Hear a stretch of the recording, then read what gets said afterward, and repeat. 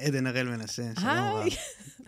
מה שלומך? בסדר, מה נשמע? ברוכה הבאה לתוכנית. תודה רבה, תודה שאני כאן. את נוגעת הרבה, בהמון המון היבטים, ביחס לנפש ביהדות, בקהילה היהודית. קודם כל, זה הקשר הרבה יותר עמוק. ההקשר העמוק שלי עם כל נושא הנפש זה אחותי. יש לי אחות שהיא מתמודדת נפש, היא מגיעה אליי לפודקאסט ואנחנו מדברות על זה. ואני חושבת שכשאתה משפחה של, אז אתה מכיר. זאת אומרת שאמא אומרת לי, יש לי ילד פוסט-טראומטי מהצבא, אני יכולה להבין מה זה אומר. היא אומרת לי, הוא לא יוצא מהחדר, אני יודעת מה זה אומר. אז קודם כל, יש לי את ההיבט המשפחתי שלי, של אחותי המהממת והמוכשרת, שהיא בכוחות על, פשוט הוציאה את עצמה מזה, והיא עושה מזה דברים ממש מדהימים, והיא מלווה אנשים, וזה מדהים. אז יש גם את האלמנט הזה. אבל אני, ב7 באוקטובר, יום אחרי, הכניסו אותי לאיזושהי קבוצת וואטסאפ, של כל מי שיש לו הרבה עוקבים ברשתות, פשוט הכניסו אותו לשם, זאת הייתה קבוצה עצומה של מלא אנשים מפורסמים. אמרו, חברים, אנחנו צריכים את עזרתכם, חייבים הפצה, חייבים להוציא הכל החוצה למה שקורה. יש פה לינק, קישור, כל הסרטונים, כנסו, תפיצו. לא, זה היה ממש התחלה, לא שאלנו שאלות, לא אמרנו מה יש שם, לא, כלום, פשוט לחצנו על הלינק. אני לחצתי על הלינק, קפצו לי הסרטונים הכי קשים.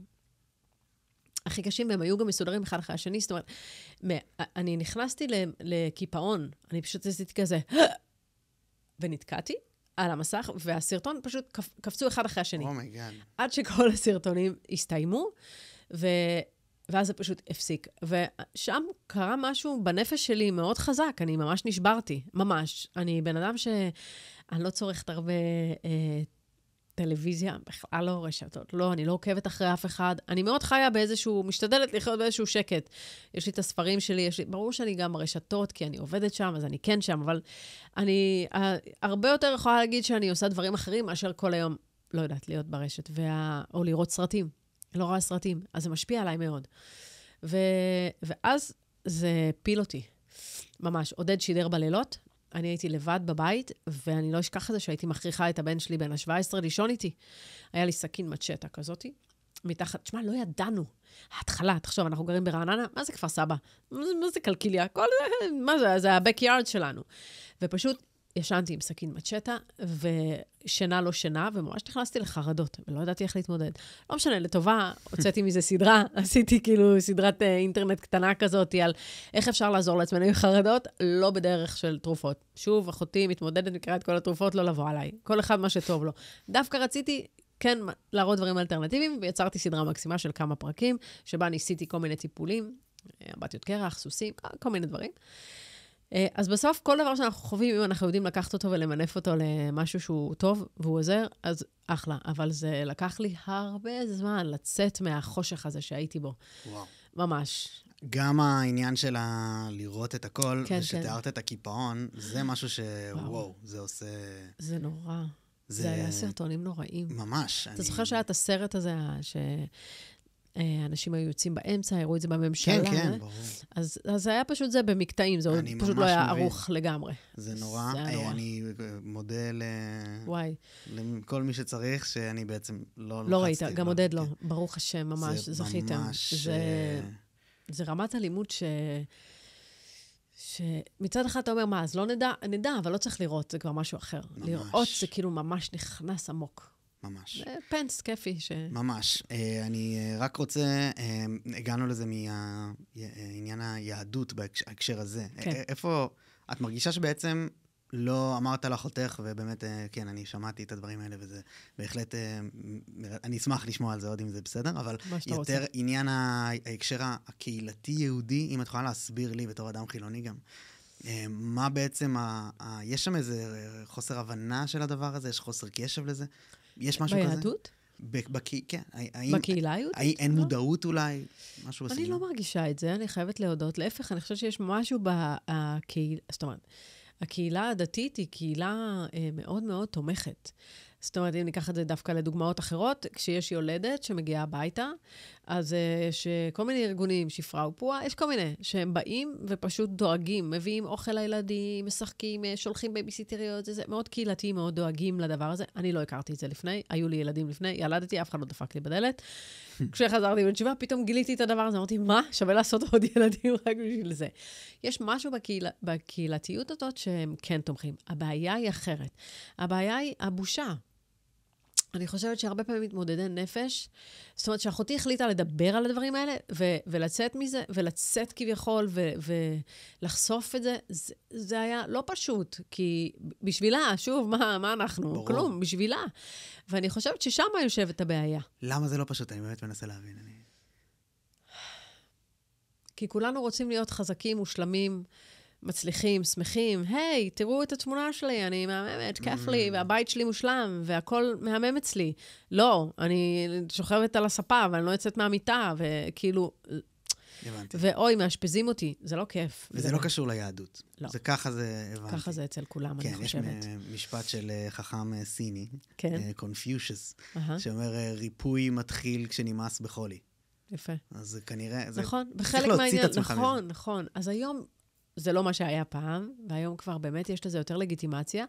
אני חייבת להגיד לך שדווקא ביהדות, בחסידות, יש מלא התעסקות עם הנפש. מלא. אז אולי זה לא יותר הזרם ההלכתי, נקרא לזה, זה לא שמה, בוודאי שלא, אבל כשבן אדם רוצה להשתנות, לעשות עבודה על המידות, זה הכל הנפש. כן. יש משהו הפוך אפילו, שאת חושבת שעוזר ביהדות לצאת ממצבים קשים? בטח. לך אישית גם? אמונה. בטח, אמונה. אם אני לא הייתי מאמינה, אחרי הסרטונים שראיתי, שאני לא יכולה לתפוס את זה, כן? אין לי תפיסה לזה, אבל שיש כוח שמנהל את כל הדבר הזה, ושבאיזשהו אופן זה יביא אותנו למקום שהוא יותר טוב, וכל הנשמות האלה שהלכו, שהשם יקום דמם, הם בחרו בזה. באופן נשמתי, לפני שהם הגיעו לכאן לתיקון שלהם. עכשיו, אתה יודע, אנשים יכולים להקשיב לזה ולהגידו, איזה טרללה, בסדר. להפך. אבל זו האמונה שלי, וזו האמונה היהודית, על גלגול נשמות, על תיקונים, על זה שאנחנו לא פה סתם, ויש משמעות לכל דבר, וכלום לא קורה סתם. אני חושבת שהמקום הכי חשוב והכי חזק ביהדות, שעזר לי לסדר הרבה דברים, הייתה לי ילדות מאוד לא פשוטה, מאוד לא פשוטה. ופתאום המקום האמוני הזה, שמסביר שיש פאזל, בעולם הזה, ואנחנו לא רואים את כל החלקים, אנחנו רואים את החתיכה הקטנה שלנו, אבל יש פאזל שלם, שיש מי שרואה את כל הפאזל, ואנחנו חלק ממארג שלם, וכל מה שקורה הוא לטובה, וגם שקורה דברים נוראים, באמת, לא פשוטים, או הבית שלי לא היה הבית הכי פשוט, וגדלנו באמת בסביבה לא הכי פשוטה, אבל עדיין להבין שהנשמה שלי בחרה בזה, קודם כל זה מביא לי כוח, זה מביא לי עוצמה. זה מביא לי יכולת להתמודד מול הדבר הזה. גדלתי בפנימיה, לא גדלתי כל כך בבית, ומהפנימיה אני זוכרת ששלחו אותי לטיפול פסיכולוגי, כי איימתי בדבר כזה או אחר, לא יודעת אפילו מה עשיתי שם. אני זוכרת ששלחתי מול הפסיכולוגית, והיא כזה התחילה להגיד לה, ספרי לי על אבא שלך, והיא החזיקה את הזה, ספרי לי על אמא שלך. וכאילו הסתכלתי, וזה היה לי כזה, יואו, איזה בזבוז זמן, כאילו, מה אני עושה פה? והרגשתי שלא משנה שאחר כך כן חזרתי מהודו, ממש הייתי צריכה עזרה פסיכולוגית, הרגשתי שאני מנותצת לכל הכיוונים, אני צריכה רגע להיאסף בחזרה לישראליות הזאת, כפרה, איפה נעלמת? היי, מה, היית בהודו? מה עשית בו? כאילו, לזה, הייתי צריכה קצת להיאסף לתוך זה, הפסיכולוגית שלי אז מאוד עזרה לי, אבל אני מרגישה שביהדות, עם כוח האמונה, זה נותן כלים הרבה יותר פרקטיים וגדולים. עכשיו, לא נתחיל ללכת במעגלים סביב הבעיות שלנו, ולהנציח אותם, ולהאשים. די עם זה. זה לא מוביל לכלום. זה באמת לא מוביל לכלום. כן. ומשהו בהסתכלות היהודית היא מאוד ברורה, מאוד חד משמעית. שמה, יש פה תיקון. באנו לפה בשביל סיבה. כל אחד קיבל שק כלים, שק ניסיונות. וצריך לעבוד על המידות שלנו, כבני אדם, על עצמנו להשתפר, להיות יותר טובים, וגם על התיקון שלנו. הכל קורה תוך כדי. אני גם אשמח לשאול על איך הגעת להבנות האלה בחיים שלך, כי זה באמת חתיכת מסע. אבל לפני זה, ברשותך, פשוט את מאמינה כשאת פוגשת בדברים קשים בחיים שלך, שזה באמת קורה לטובה? גם אם לא באותו הרגע, זאת אומרת, אני לא יכולה להגיד לך שבשביעי לאוקטובר, או כשראיתי את הסרטונים, אמרתי, לא, זה לטובה, הם צדיקים שבחרו בתיקון שלהם. לא, ממש לא יכולתי לראות את זה. אבל אם אני אלך איתך יותר גבוה, אז אני אגיד לך, האמונה שלי לא הייתה מספיק חזקה, כי אם הייתה לי אמונה, בוודאי, כי אם הייתה לי אמונה חזקה, ממש אני באותו שנייה הייתי יכולה להגיד את זה, אבל אני לא מצליחה. אני אשמח שתסביר לי גם את ההסתכלות יותר. יש לך הסתכלות יותר רחבה, קודם כל, מה זה מוות? מה זה סוף? מה נגמר? הגוף נגמר, אבל אוקיי, הנשמה היא האינסופית. אנחנו חלק אלוקא ממעל, אנחנו מחוברים למשהו הרבה יותר גבוה. אז אם אתה מחובר לגבוה הזה, ושוב, אני יודעת להגיד את הדברים האלה, אני לא רוצה שישמע לרגע שאני כבר מחוברת לאינסוף, וואו. לא, אני הכי בגוף, ואני כאילו הכי מסתכלת במראה, ואומרת, אוי, שליתי, אוי, לא. בוא נשים מחטב. למה? כאילו, נכון, זה רק גוף, וזה נגמר. לא, אני לא בזה. זה עבודה אינסופית. המדרגות עד כיסא הכבוד הם אינסופיים. אז אנחנו כל פעם עולים, לפעמים יורדים, לפעמים עוד פעם עולים, זה בסדר. אבל אני חושבת אמונה שהכל קורה לטובה, גם אם זה לא באותו הרגע מכה בי, ובאמת אני אומרת בכנות, עם השביעי באוקטובר זה לקח לי כמה חודשים. חודשים זה מילה שפה קשה לי לתפוס אפילו, מרוב כמה זה... עמוק. עמוק. כן. מה זאת אומרת? איך זה, מה את רואה אז כרגע? כרגע אני מבינה טוב, זה עכשיו כאילו, אנחנו הולכים שלא יגידו שאני עושה הדתה. תראה, אני מאמינה בגאולה. אוקיי? אני מאמינה שאנחנו כל הזמן מתקרבים לגאולה.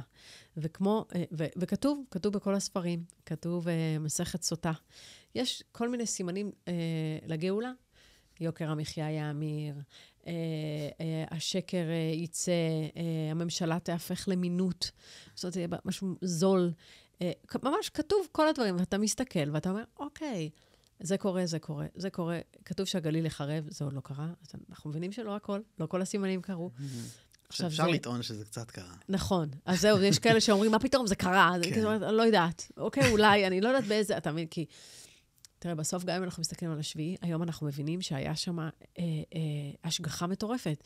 כי בעצם, אם באמת, הרי מה היה אמור לקרות? כל הצפון היה אמור לקום עלינו, ומתוך איו"ש היו אמורים לקום עלינו, ובעצם מכל הקצוות שמקיפים אותנו, כולם היו אמורים לקום ולתקוף אותנו, וזה לא קרה.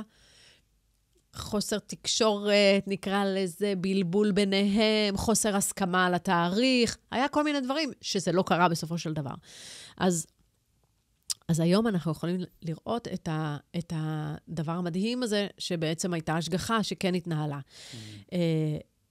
כמה שהשביעי נורא, ואסון, והמשפחות, והאובדן, אני בטח לא יכולה להסתכל על זה ולהגיד, אוי, זה לטובה. ישבתי עם משפחות שאמרו, זה בטוח יהיה לטובה, והגאולה מתקרבת. כשמבינים שיש מקום שהוא רחב יותר, ושאנחנו באמת אינסופיים, ואנחנו חלק משרשרת, אנחנו לא סתם תלושים בחלל, אנחנו חלק משרשרת יהודית, שהולכת אלפי שנה אחורה, ואנחנו מעבירים את זה מדור לדור, ואנחנו עברנו הרבה תלאות. העם היהודי, מאז צאת מצרים, כל הזמן עובר דברים קשים. אבל אנחנו כאן. אם נסתכל על מלא עמים נעלמו, איפה כל האימפריות האלה שהיו, איפה יוון, איפה זה, נהיו מה זה יוון, שולחים להם כסף בשביל שהם לא יקרסו, מי היה מאמין? חכה, טורקיה תכף גם. כאילו אנחנו רואים את הדברים האלה קורים בחוש ממש. אז בסוף זה עניין אמוני. מתי הגאולה תגיע? הלוואי והייתי יודעת. אבל אני מאמינה שזה כמו, אומרים שלפני הגאולה זה כמו צירי לידה. שכל ציר הוא, בעיקר לפני לידה, מי שילדה מכירה את האירוע הזה, שיש את הצירי לחץ.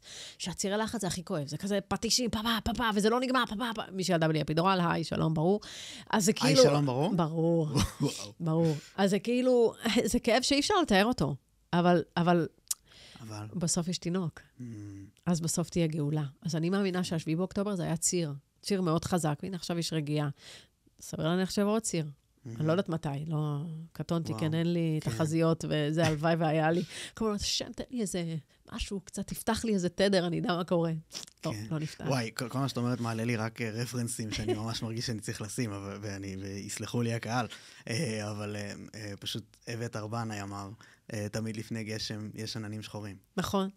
ואני חושב על זה הרבה בהקשר הזה. ממש. אבל לי קשה לראות את זה כגאולה. וגם אני אשמח לשאול ברשותך, פשוט אישית, כי את אמרת שאת חוששת שיקבלו את זה כהדתה? כן, וואי, היום מאוד צריך להיזהר. למה? מה? כי אני כל כך חשוב לי החיבור. מאוד חשוב לי, בין כולנו. ממש. ובתור אחת שאתה יודע, מה, עד לפני 15 שנה לא שמרתי שבת. אני זוכרת בדיוק מה זה אומר לא לשמור שבת, אני זוכרת בדיוק מה זה לא לחיות חיים דתיים. אני מכירה את כל הדברים האלה. אז אני... מצד אחד בא לי להגיד להם, אתם לא מבינים, בואו תראו, אתה לא... מדהים. מצד שני, אתה לא יכול לעשות את זה, כי גם לי אם היו עושים את זה, הייתי אומר, עוד אחד שחזר בתשובה, כאילו, אוכל את הראש, יאללה. אז אני מאוד עדינה במקומות האלה, אני כאילו... זה כי את מקבלת אבל תגובת נגד זהו. לא, דווקא לא. את רגישה לאיך זה מצטייר בפני ציבור מסוים. כן, אני חושבת שזה חשוב להיות רגיש, כי כבר יש מספיק בלגנים בתוכנו, לא צריך להוסיף עוד נפט. זה אפילו לא נפט, זה כאילו פוק קטן, והכל כזה מתנפץ. לגמרי. אז אני משתדלת להיות יותר ברגישות. אבל אם שואלים, אני עונה. והאם קשור זה שהתגברת על המשוכה הנפשית שעברת ואת חוזרת לזה, זה קשור בעצם לראייה הזאת של הכל לטובה, ואנחנו בוודאי. בלי זה אני לא יודעת אם הייתי יוצאת בסוף, עם כל הכבוד לאמפתיות קרח ולסוסים ולדמיון נובע, וכל הדברים שעשיתי שהם מדהימים, באמת מדהימים, נהניתי גם מאוד, אבל בסופו של דבר, אם לא היה אמונה שזורה בתוך כל הדבר הזה, לא יודעת. מרתק.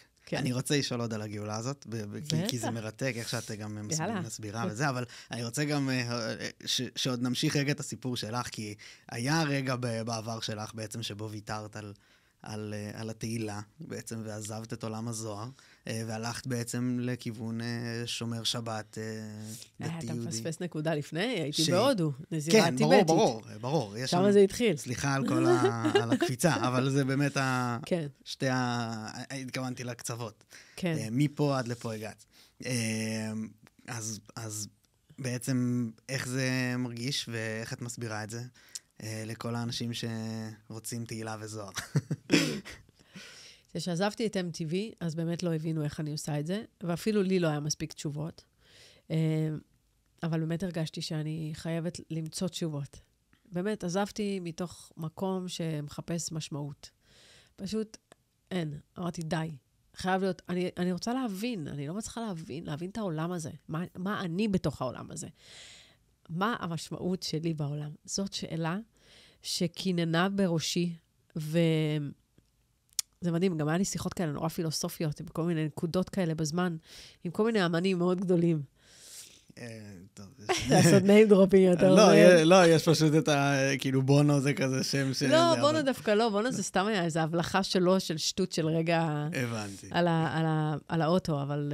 את אומרת... לא היה שום דבר, כאילו, גם לא היה שום קשר, כולו כזה, בטח, היה לכם רומן, לא, באמת שלא מבטיחה, הייתי אומרת, אכפת לי, אין לי כלום, לא היה לי כלום איתו, זה נגמר באותו שנייה, גם אמרתי לו, I have a boyfriend, what you doing? כאילו, זה היה כזה... כן, הוא באמת נראה פחות רוחני וקצת יותר כזה. למרות שאתה יודע, כשהוא עשה אחרי השביעי, וואי, הייתי שומעת את זה ורק הייתי מייבבת. הוא הקדיש את השיר ל... כן, נכון, היה רגע כזה. וואו, זה היה מדהים לראות את זה, איך הוא שר את זה שם על הבמה לכל אלה שנרצחו בנובה, זה היה באמת יפה ומרגש. ממש. הוא קיבל הרבה נקודות אצלי אחרי זה. כי במשך שנים אמרתי, זה מציק אתה עם השטות הזאת שרודפת אותי. לא, דווקא עם ניק קייב היה לי שיחה הזו, על משמעות כזה, היו כל מיני בדרך כזה, שאנשים שפתאום אתה קולט שאתה יכול רגע לצלול רגע קצת יותר עמוק. את לא תעשי name dropping? עשיתי לך, אמרתי ניק קייב, מה עוד כאילו, יש מלא. אבל לא, ואז מרתק. אבל כאילו אני זוכרת שחזרנו מה-MTV Awards, שם בעצם החלטתי שאני עוזבת, וזה היה אחרי לילה מטורף, שהייתי בבית של דונטלה ורסאצ'ה, והיא עשתה מסיבה סגורה למדונה, וזה היה כאילו הכי הטופ של הטופ, והיו שם רק כאלה שלפני שנייה עמדו לבמה והחזיקו את הפסלון של ה-MTV Awards, ואני זוכרת ששם זה היה כמו לחטוף סתירה. הסתכלתי כזה, זוכרת שרציתי ללכת לשירותים, היה תור ענק, ואני כזה... ואז כולם כזה יוצאים כזה ככה, וכאילו יוצאים בזוג, וכאילו אתה כזה... כאילו זה...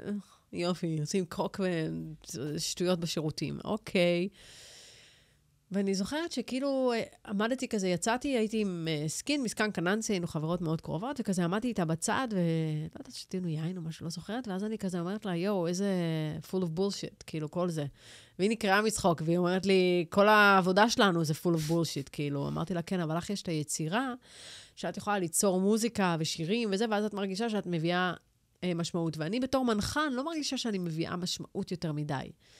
כאילו, ככה הרגשתי שם ב-MTV, מדי פעם הייתי זורקת מילים בעברית, אומרת שבת שלום, אז כאילו כן הייתי מרגישה שאני עושה משהו לעם היהודי. אבל לא הרגשתי שאני... ואז חזרתי למחרת על טיסה מוקדם בבוקר, כי הייתי אמורה לשדר. על אותו טיסה היה איתי ניק קייב, ישבנו אחד ליד השני, הוא היה שיקור גמור.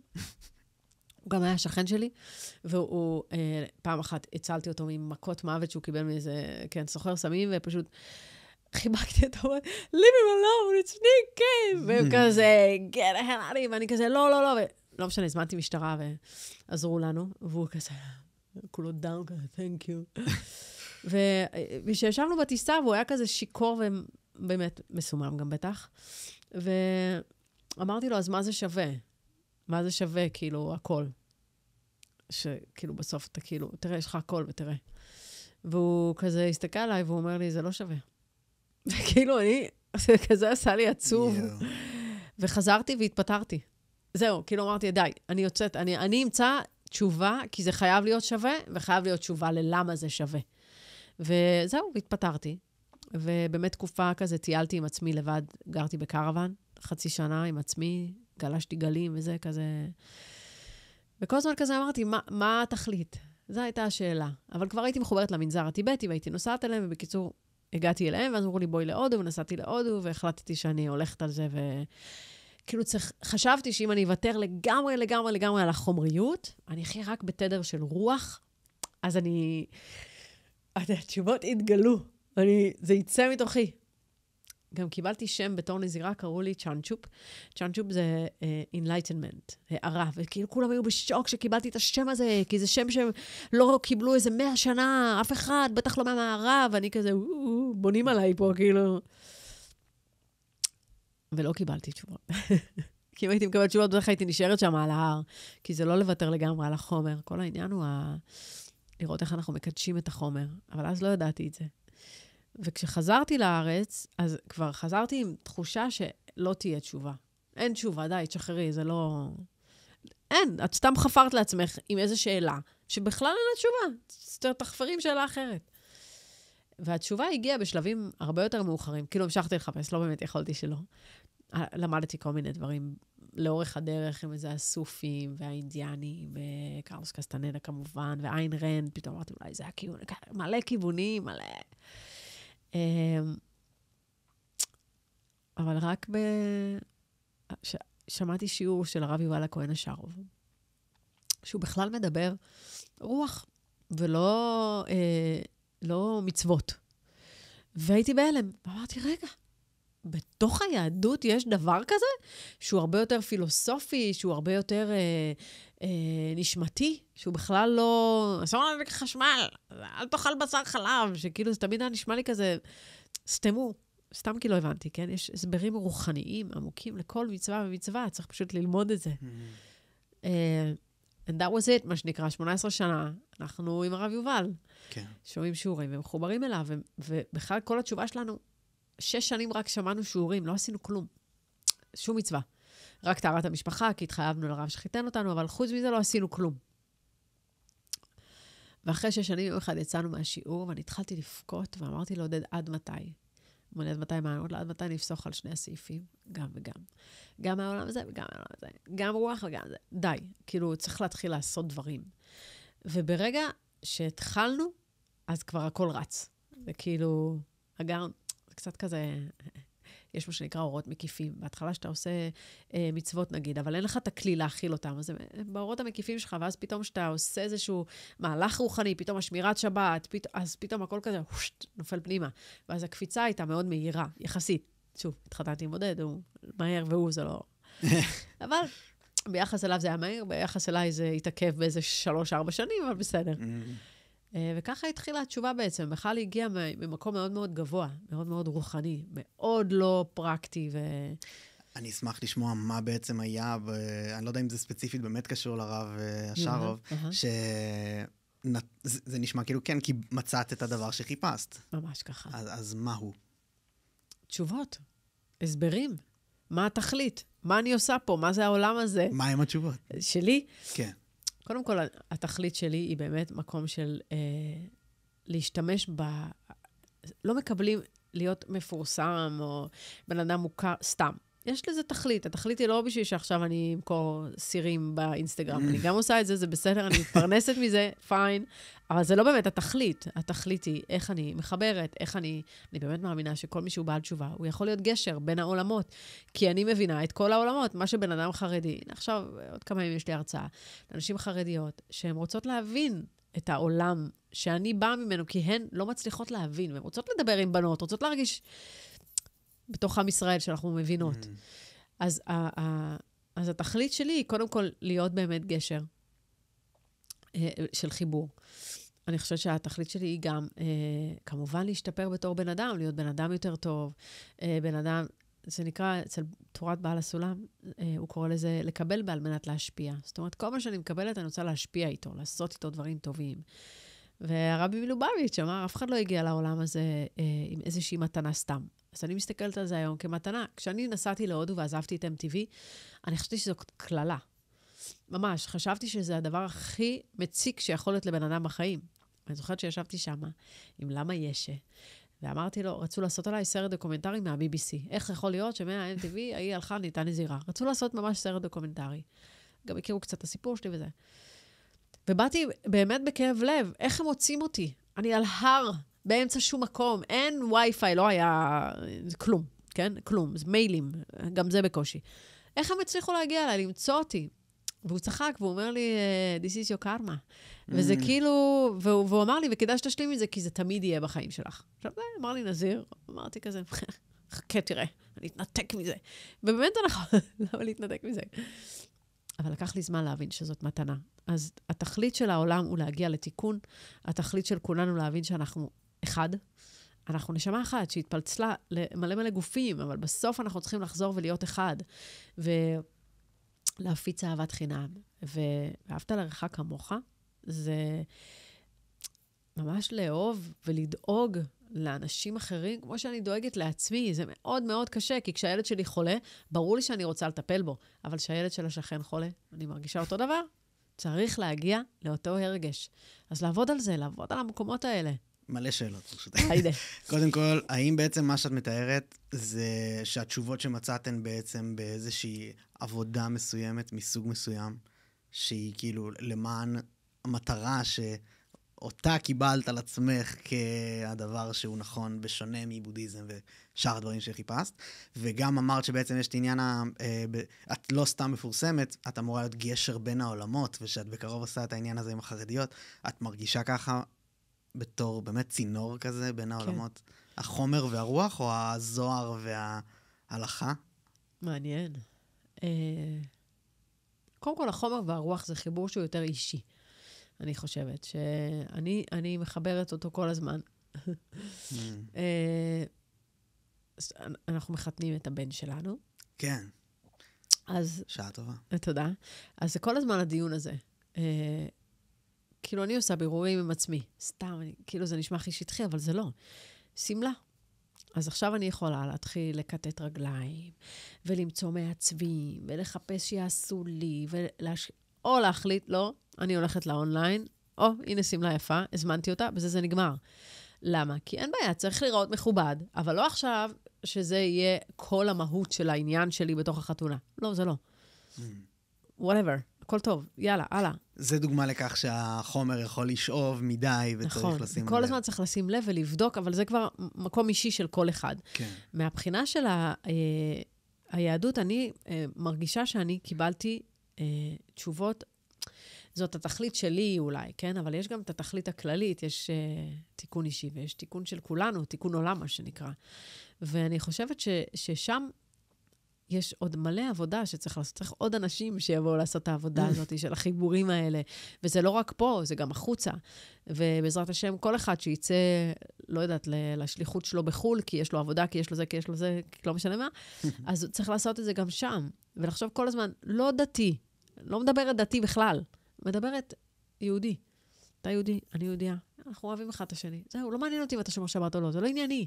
זה כבר בינך לבנו, זה לא ביני לבינך. ביני לבינך אני רוצה שיהיה טוב.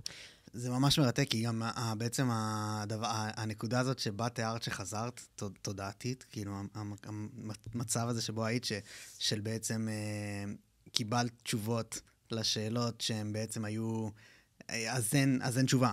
אז הכל הוא בעצם נשאר ככה לנצח, תתמודדי. ככה חזרת מחול. ממש. זה המצב של חילוני, במובנים אפילו, אתה יודעת, הכי אקדמיים שאפשר. זאת אומרת, אתה חושב? אני כבר לא חושבת. אני חושב שהקבלה הזאת של האין תשובות, צא לדרך. זה צא לדרך, אבל. כן. אוקיי. כן. בסדר, אבל אני לא חושב שהיום אנשים מסכימים לקבל, אולי אני פשוט לא פוגשת אותם יותר, לא יודעת מה, זה נבדולח, אפשר לפתח את זה, שאנחנו נשב פה עד מחר. האם אני לא רואה את זה יותר, כי זה כבר לא קיים בתוכי, זה יכול להיות, אבל אני כבר לא פוגשת אנשים שהם, יכול להיות שהם לא אמוניים דתיים, אבל כולם אמונים, אז יקראו לזה אינסוף, יקראו לזה אחדות, יקראו לזה אהבה, יקראו לזה טבע, לא משנה, השם הוא לא משנה. בסוף שבגימטריה זה הכל אלוקים, אבל לא משנה, לא ניכנס לגימטריות, בכלל אנחנו נשב פה, זה. כן, את מכירה, סליחה שאני קטע. אבל זה בדיוק העניין, זה בסוף כולם מאמינים. את מכירה את ג'ורדן פיטרסון? בוודאי, מעריצה, הוא לא מרגיש טוב, נשלח לו רפואה שלמה, שבעזרת השם יהיה בריא, מה זה? הוא מצב לא טוב בכלל. לא בשמיים, אבל נראה. בכל אופן, בעצם יש לו כזה אמירה כזאת גדולה, שבעצם האתאיסטים הכי גדולים אחרי זה הולכים לקונצרט רוק, הוא קורא לזה, וזה בעצם אותו דבר כמו ללכת לכנסייה. מדהים. שכאילו, כן, יש חוויית כזאת פולחן שקורית לכולנו בחיים, ויש אנשים שקראו לזה ככה. נכון, אני מסכימה ממש. כן, אבל... בכלל כל מה שהוא אומר, אני מסכימה איתו. חוץ מהדיבורים על הנצרות, שם אני מאבדת אותה קצת. אני מסכים יותר עם הנצרות, נראה לי, סתם. אנחנו נשב פה עכשיו עד שנסתם. זה הדבר שמעניין אותי גם, שבאמת את מדברת על יהדות. כאילו, כשאת אומרת תיקון עולם וכולנו צריכים, והכל באופן הרבים הזה שאת מדברת עלינו, זה יהדות, זה יהודים. לא רק, זה מתחיל ביהודים. לא, זה עולם שלם שצריך להגיע לתיקון עולם, הוא עולמי. זאת אומרת, גם מישהו שהוא לא יהודי, יש לו תיקון, יש לו משהו שהוא צריך, עצם זה שהוא פה בעולם הזה, הוא צריך לעשות משהו. יש לו איזשהו מהלך שהוא צריך לעבור בחיים שלו, לתקן. ואת חושבת שהוא טעה, הנזיר הזה? שהוא אמר שזה הקרמה שלך? לא, הוא 100% צדק, בוודאי. אוי, היה לי מפגשים מופלאים עם נזירים. מדלי למה, וואו. פגשת את הדלי למה? בוודאי, יותר מפעם אחת. זכיתי ממש, היה קונצרט שעשו לכבוד הטיבטים בצרפת, על הניסמורסט הופיע, טרייסי צ'פמן, והוא היה שם. ואני זוכרת היה לי הרבה תקופות של חושך כזה, כי באמת זה עשה לי עצוב, שכאילו הרגשתי שפתאום הילדת פנימייה שלא היה לה כלום, ופתאום יש לי הכל, וכאילו אני יכולה להיכנס לדולצ'ה גבאנה באיטליה, ולגרד את הכרטיס שלי והכל עובר, ולצאת עם מלא קניות. אבל בפנים, זה לא היה, זה היה ריק כזה, זה היה לא... אז עשיתי יוגה, והייתי טבעונית, וחייתי, התנדבתי בתנו לחיות לחיות שלהם, וגרין פיס, ובאמת עשיתי מלא דברים שהם כביכול אמורים למלא את המקום הזה, ולא. כשפגשתי את הדלי למה, אני זוכרת שישבנו מאחורי הקלעים, והיה לי עוד כמה דקות עד הרעיון הבא, וסתם נשענתי על הקיר כזה, בקריאה כזה, על קיר, וכזה עם הראש למטה, שפופה. כאילו, זה לא יפה, נכון? להגיד, בטש, כאילו, את יושבת בזה, יש קונצרט מטורף, סתמי. אבל זה כאילו היה פנימי כזה. ואז פתאום אני מרגישה יד, אני כזה מסתכלת, הראש שלי כזה למטה, אז אני רואה את הרובס, את הבגדים רובס, כן. כן, אבל כאילו הגלימה של הדלי למה, ואני כזה מרימה את הראש, והוא ככה מחייך אליי, הוא תופח לי כזה על הראש, והוא אומר לי, everything is gonna be okay.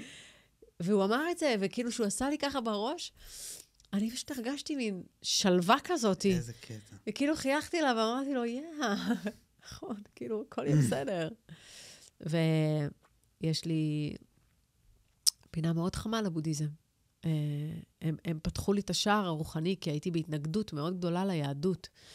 ובעצם כל המהלך של הבודהיזם היה, בשבילי, היום אני מסתכלת על זה, לפתוח לי את המקום הרוחני בכלל, לשחרר. וואו, ספרי לי עוד בבקשה, בטח. על ההתנגדות ליהדות. וואו, אני חושבת טיפוסי, אמא שלי לא אוהבת שאני אומרת את זה, אבל היא קצת שמאלנית, נו. וכאילו זה היה מין משפטים כאלה שבבית אומרים אותם, באלן אלן, שחרדים מנצלנים, ושחרדים לא עושים כלום, כאילו תמיד לא טוב. עכשיו, זה לא שידענו להבדיל בין חרדי, ציוני, כולם, כיפה, כולם אותו דבר. זה כאילו היה. והיה לי גם כמה אינסידנטים כאלה, לא נעימים, דווקא לא עם חרדים, אבל לא משנה, אז כאילו חשבתי זה הדתיים האלה.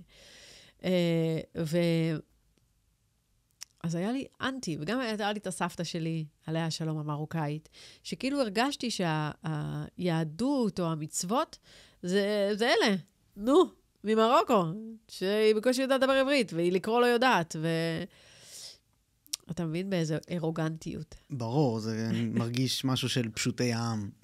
בדיוק. כאילו פדיחה. וגם כשהתחלנו לחזור בתשובה, מאוד הסתרנו את זה, כי זה כאילו, איזה לא אינטליגנטי. ואז אתה כאילו לומד, ואתה מבין שזה הכי אינטליגנטי ועמוק, שיכול להיות פשוט לא הכרנו כלום.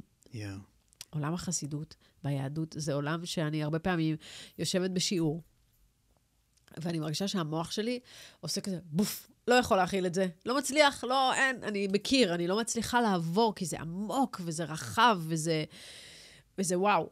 אז כן, אז לקח לי זמן, אז אני חושבת שהשנה הזאת במנזר הטיבטי הייתה שנה מאוד משמעותית במובן הזה. גם תבין שהיו שואלים אותי, מאיפה את וזהו, מה את? אז תמיד הייתי אומרת, אני יהודייה בודהיסטית. כאילו, היה לי ברור שאני קודם כל יהודייה. כאילו, יאללה, קודם כל את יהודייה. כאילו, זה היה לי ברור. מעניין. נכון. זה גם, אוקיי, בא לי לספר לך ברשותך על שתי אמירות שנאמרו לי בפודקאסט שהולכות איתי, שאחד היה אני הקלטתי עם צבי יחזקאלי, בזמן שהיה את המלחמה של 12 הימים, ויצא לי שם באופן די כנה שאני מפחד. והוא הסתכל עליי ואמר לי, אל תפחד. וזה היה אחד הדברים הכי מנחמים שאי פעם שמעתי, ואני חושב שזה ממש דומה לאיך שתיארת את הדלילמה. מעניין מאיפה זה מגיע. נראה לי אנשים עם איזו חוזקה רוחנית, שלפחות ככה משדרים, שהם אומרים שיהיה בסדר, יש בזה משהו, ואני ראיתי בזה משהו שבעצם זה צריך אומץ לקחת על עצמך את התפקיד להגיד את זה לבן אדם. איזה אומץ מטורף זה להסתכל לבן אדם ולהגיד לו שכאילו, זה באמת שורד. אז למשל, אז אם אתה לוקח משהו כזה, אז תחשוב שהוא צריך להגיד את זה להרבה יותר אנשים. בדיוק. כי הוא יכול. בדיוק. ואז אם כולנו נגיד את זה אחד לשני, איזה כיף יהיה. לגמרי. וזהו, זה מוביל אותי לדבר השני שאמרו לי, שבעצם, שהמהלך, לא משנה מה כמו שאת תיארת, שכאילו יש אנשים שצריכים ללכת לחול, וזה, יש תהליך של כל בן אדם שהוא אולי מול מצלמות, אולי זה לא קשור, אבל שהוא תהליך מציאת עצמו של הסיפור שממנו הוא הגיע.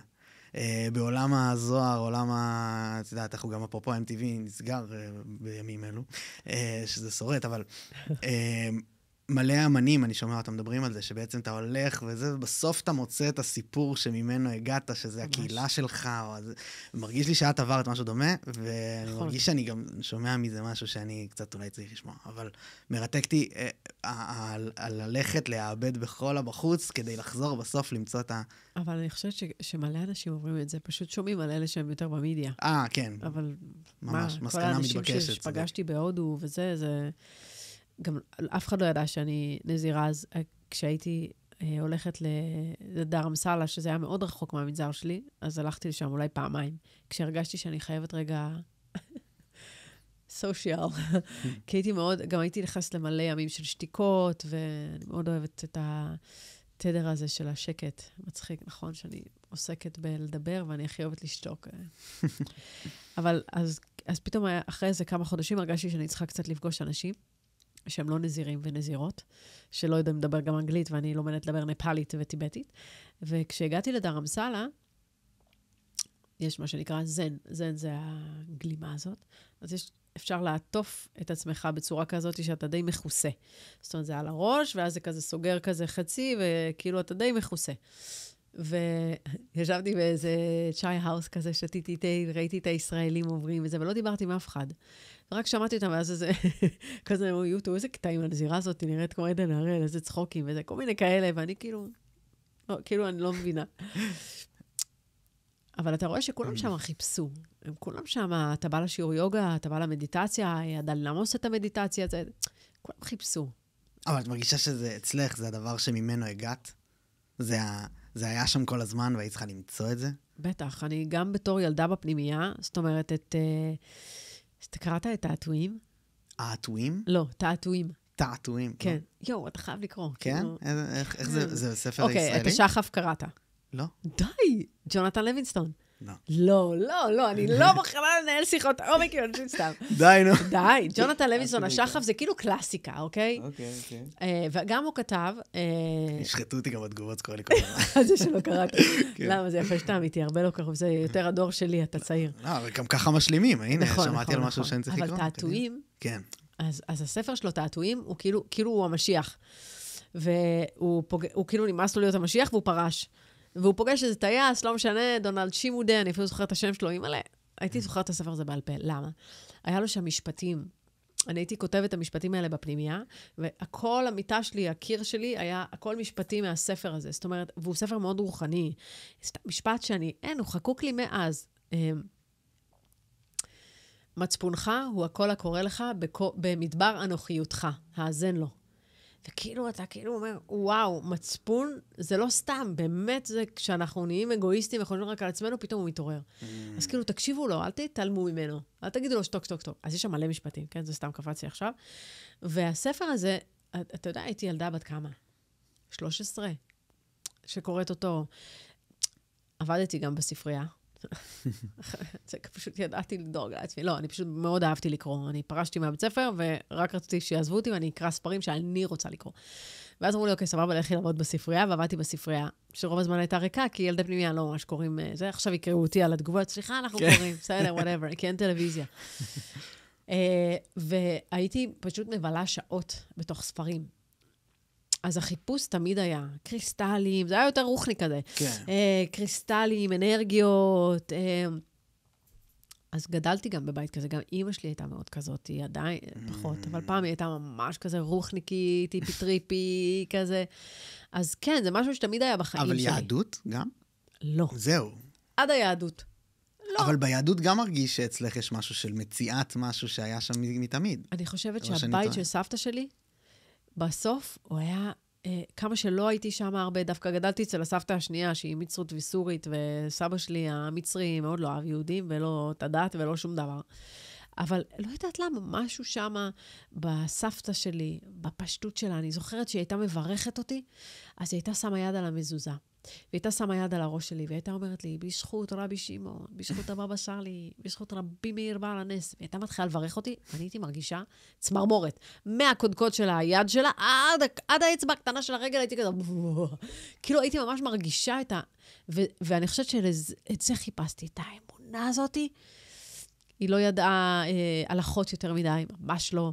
היא כאילו חשבה שאם אנחנו מדליקים טלוויזיה זה בסדר, אז היא כאילו הייתה יושבת, מה זה הערוץ הזה? מה זה? זה לא טוב, זה צריך להחליף זה. כאילו, סבתא, אם אני מחליפה, זה כאילו את החלפת, אבל אז לא ידענו את זה, גם היא לא ידעה את זה, אבל היה לה אמונה פשוטה, אבל יפה ונקייה, וכאילו אני מתפללת לאמונה הפשוטה הזאת, בלי שהשכל יקפוץ, אבל תסבירי לי, אבל מה זה אומר? ממש, די כבר עם הרעש הזה פה, אני רוצה להיות פשוטה. ואני חושבת מהבחינה הזאת, אז כן עשיתי איזשהו מעגל, וכן דווקא לחזור לסבתא, שלא גדלתי איתה יותר מדי, ויש לי הרבה דברים להגיד שאולי הם לא הכי מחמיאים, אבל דווקא היא הצליחה לזרוק איזשהו זרע של אמונה בתוכי, שהיה מאוד חזק. וואו. ממש. ואיך היום בחיים שלך הדבר הזה מתבטא? האמונה הפשוטה? כן. אני עובדת על זה. זה מאוד קשה, כי אנחנו דור הרבה יותר של שכל, ואנחנו רוצים להבין דברים. זאת אומרת, את גם מתעסקת בללמד בפועל, נכון. אז יש בזה הרבה שכל. נכון, אז אני לומדת את הדברים בצורה היבשה, אבל גם בעומק, כי אני חושבת שבטח אם תבוא אליי מישהי ותגיד, בסדר, אני בן אדם טוב, זה המשפט הרווח. אני בן אדם טוב, זה מה שחשוב. נכון, זה גם חשוב, אבל זה לא רק חשוב. כולנו רוצים להיות אנשים טובים. אבל איך את יודעת מה טוב, אם את לא יודעת מה נכון ומה לא נכון? אני אגיד סתם, אני אהיה עירך קודמים. אוקיי? אז אני, כשגרתי בתל אביב וחזרתי מלונדון, וואו, בגלל שגרתי בפלורנטין, אז כל הדרפורים, הכרתי את כולם, ראיתי אותם בגני, כאב לי. עשיתי להם סרטון, גייסתי להם ערימות של כסף, הייתי מתנדבת בגנים של הדרפורים, הולכת אליהם, עוזרת להם. ממש, הייתי ממש עם הדרפורים, עם הפליטות, כן? לא עם זה, יותר עם הפליטות. כן. שומעת סיפורי זוועות שהם עברו בדרך לפה, חרדות. מטורף, כן. אבל יש גם עניים אצלנו. שאין להם מה לאכול, ומשפחות קורסות, וכאילו לא ראיתי אותם. הייתי כאילו, לא, צריך לעזור להם. הם, יש להם עזרה, לא נכון, דווקא אין להם גם. כאילו, יש משפחות, ברור שיש כאלה שכן, אבל... כאילו, אתה מבין? אז רציתי להיות בן אדם טוב. אף אחד לא אמר שזה לא טוב. צריך לעזור לכולם, צריך לעזור גם לדרפורים ולכולם. כן. אבל שנייה אחת לפני שאני רצה לעזור לדרפורים, בוא נראה איך אני עוזרת רגע ומה בנוגע להקשר בין חומר לרוח בחיים שלך, ומה את מלמדת באותן חרדיות, נשות רוח כן, טוב, זה מפגש אחד, זה לא משהו קבוע.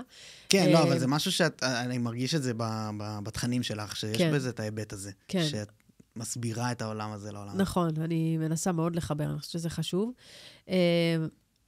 אני מודה שכאילו החומר והרוח אצלי, אני כל הזמן בלמידה מול המקום הזה. כי אני בסוף, I'm just a girl, וכאילו, אני כאילו יכולה להשתגע כשאני אגיע לספורה. כאילו נורא שטחי, אבל I love it. או... אני לא יודעת, אז כאילו יש לי את המקום הזה, מאוד חשוב לי להרגיש שאני מתלבשת טוב, אני נראית טוב, זה חשוב לי. ואני הרבה אומרת לעצמי, יאללה, כבר תשחררי את הדוגמנית המפגרת הזאת מגיל 18. לא, קשה לי. היא עוד חיה בתוכי, היא עוד חלק ממני. אז החומר והרוח זה מקום שאני כל הזמן בדיונים איתו. מצד אחד אני כזה הכי בן אדם שלי זרק איתו, ואני לוקחת את הילדים שלי, ואנחנו נלך לאיזה בקתת בוץ בדרום, ואין חשמל ומדורה, והכל סימפול, מהמם, I love it. אין צד שני. אני לא אוהבת ללכת למלונות. אני ממש לא נהנית במלונות. אני הולכת לפעמים, כי עודד אוהב. ואני, יש לי שלום בית, אני הולכת. כמו שהוא לפעמים, יש לי שלום בית מגיע. אז זה לא מרגיש לי שזה הצד השני היחיד, מלונות ובקתות בוץ. לא, בינינו, יש מלא, בוודאי. הוא מאוד מסודר. הוא מאוד רגליים על הקרקע, הוא מאוד סלע. אני מאוד הייתי צריכה את זה, כי אני כאילו... רעש, ואני אלך, ועכשיו אני רוצה ללמוד תפירה, ואחרי שלמדתי סריגה, ואני אלמד זה, ואני... מלא דברים. הוא הסלע שהאפיפון קשור אליו, שזה... בול.